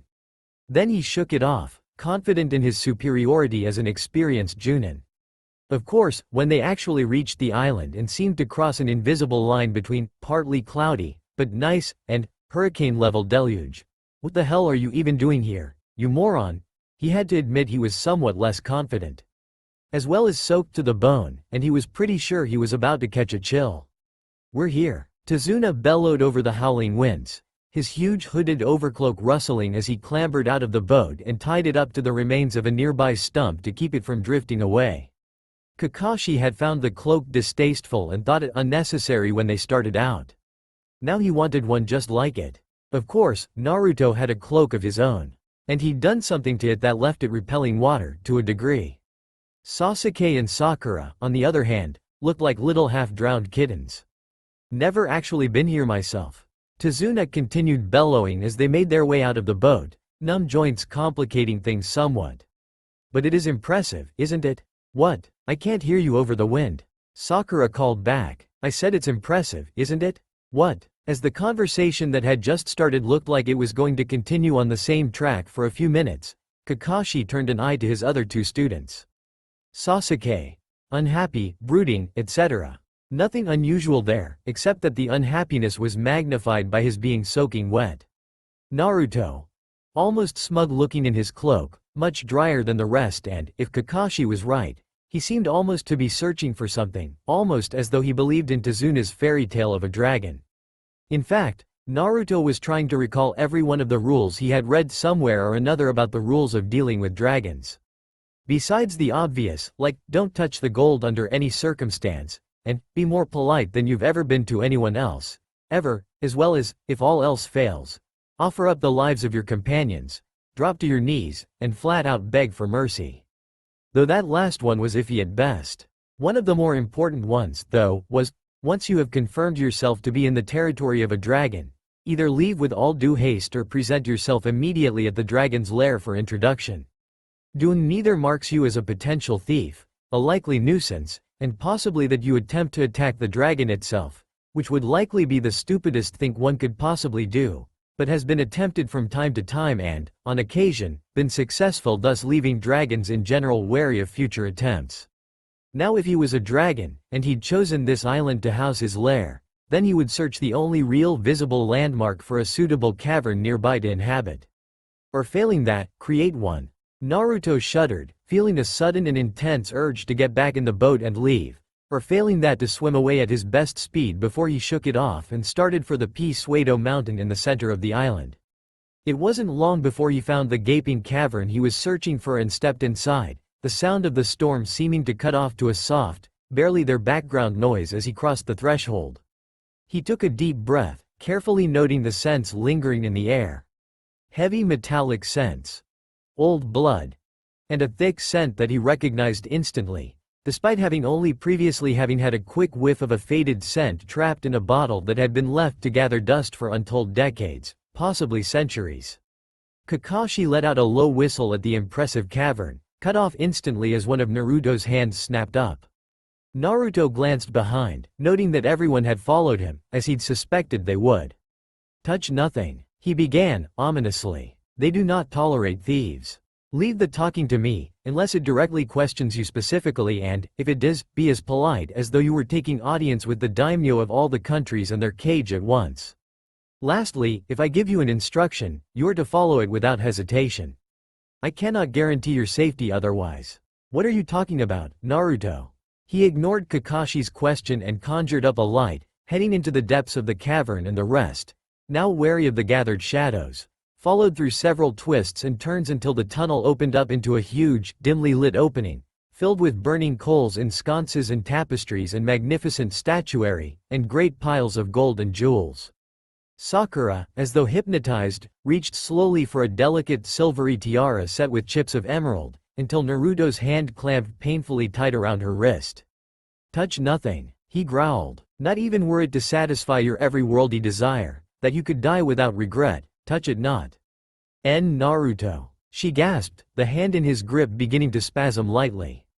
You're scaring me. Naruto let go and withdrew a few paces before turning back. I can assure you, you've not yet begun to know fear.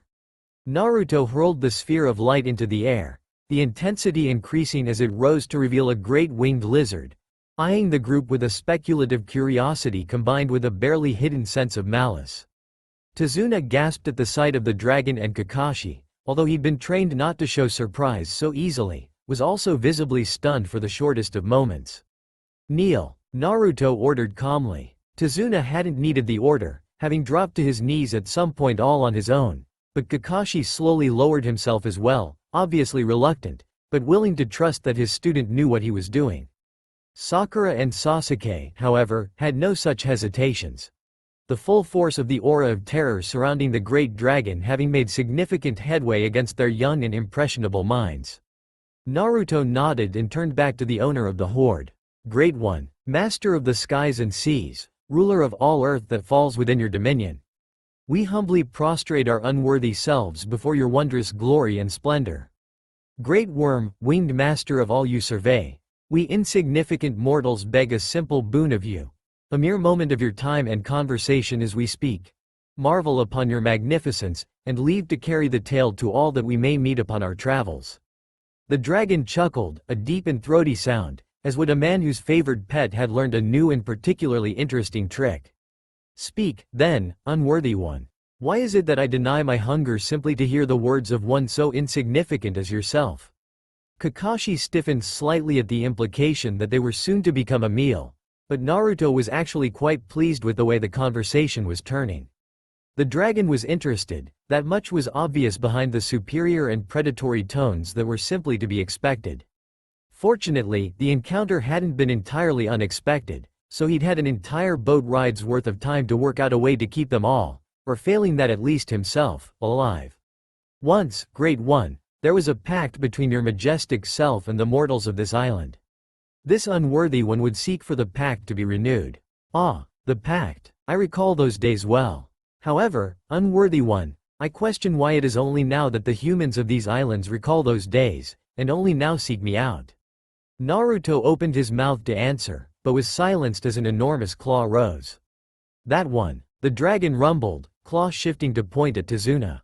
"His features are similar to one I once knew. That one is of my islands. He shall answer my question." Tazuna worked his mouth for a long moment before rasping out a single word. "Gatu." His voice cracked under the pressure put upon him as he continued. "Gatu. Gatu has come. Gatu has ruined us." The dragon rumbled as it shifted its weight. "Gatu, the name of an insignificant vermin? It is unfamiliar to me. Great One, grant me the honor to tell you of Gatu." Naruto waited a moment for the dragon to motion for him to proceed before he continued. "Gatu is a short-sighted human who has gathered to himself some small wealth. He is a fool who has brought the people of your country to ruin, gluttonously taking all within his grasp for himself, and a coward of a tyrant who has hired many men stronger and more willing to shed their blood than he. He has brought your country to the brink of destruction for the sake of his petty short-term gains rather than building it up to the powerful nation it could have been, and may yet still be, with the prestige and long-term benefits it would have brought. He has now set his gaze upon Tazuna, one of the few among your people yet willing to risk himself against the cruelties that Gatu may bring to bear for the sake of." The dragon let loose something like a growling bark, and Naruto fell silent instantly. "I have heard more than enough, insignificant one. I shall consider your proposal, and you may leave in peace. Be gone." Naruto bowed deeply and subtly signaled Kakashi and the others to stand, and backed up several respectful paces before he turned, keeping the dragon in his peripheral vision at all times just in case it proved to be unexpectedly whimsical and decided to change its mind. They were well out of the storm before the silence was broken again. "That was a dragon," Sasuke stated in a dull, shocked monotone. "Yep," Naruto answered, despite the fact that it hadn't been a question. "A real dragon," Sakura picked up, in a similar state as Sasuke. "Sure was. And just think, if Kakashi-sensei hadn't felt the need to indulge his geographic curiosity, we probably wouldn't have met it at all." Kakashi twitched slightly, then again as three united, albeit small, spikes of killer intent rose from behind him as he flipped a page in his book, trying to disguise the way his hands were still shaking. The dragon hadn't seemed to be as powerful as the demon fox had been, but against just one four-person squad it wouldn't have to be. It was at that moment that Kakashi silently and solemnly concluded to take everything Naruto suggested much more seriously, especially if he was freaking out at the time. Then he turned the page and saw the chapter illustrations, and all thoughts on the matter were slammed forcibly out of his head for more pressing concerns. Kazumi actually took a little longer than Kakashi had expected, as she wasn't particularly used to carrying loads. On the other hand, she didn't bother to drop her illusions and compulsions until after she dropped the scroll off, and had left a surprised Hokage and a whole host of more paranoid than usual Anbu in her wake. And, since Naruto had given her money to spend as she pleased, there was going to be an obvious next step before she went to the tower. The bartender carefully eyed the small, winged woman standing on the counter. "Are you legal? I'm not gonna tell you my exact age, buddy, but I'm older than you are." The bartender paused, not willing to admit aloud that his next word would actually have been, real. "How do you know without knowing your own age? There's a limit to how old you humans can get without help." "I'm past that." The bartender nodded slowly and exchanged a silver coin for a bottle of sake and then watched, bemused, as the polite little figment of his imagination chugged it down and flew off, without so much as a wobble. Time passed. Kazumi returned with a book and a small pouch that Naruto quickly snatched and concealed somewhere about his person. Sasuke brooded, and Sakura fawned over him. Inari repeatedly made a nuisance of himself, and Naruto repeatedly put the brat to bed early, rather than deal with it. Kakashi continued sending some of his pack of dogs off to supplement their host's table, and ran the 3 genin into the ground with training for a few days. After that, he dropped it and had them rest up as he kept an eye out, waiting for the strike they all knew was coming. Tazuna hadn't put the dragon out of his mind, either. He'd taken to mumbling about it in his sleep, or through the haze of sake, and although he never spoke clearly on the matter, it was obvious that it was never far from his mind. But the expected attack never came, and the bridge dragged closer to completion, until it became obvious what Gatu's plan was. He had changed his mind, and would now wait until the bridge was almost done, then send Zabuza in to deal with the workers, lay claim to the abandoned bridge, finish it with his own money, and then have a complete monopoly over all land and sea routes again, no doubt charging exorbitant tolls for the use of his bridge. Sakura seemed shocked when he brought up the idea, while Sasuke just grunted and Naruto ignored the whole thing in favor of memorizing a high-level spell. Kakashi's eye twitched and he only barely kept himself from ordering them all outside to do another vomit run, remembering that he'd need them useful for the fight to come. After that he was going to make their lives a complete hell on earth. That's all for now. If you enjoy this video, then please like, share and do comments.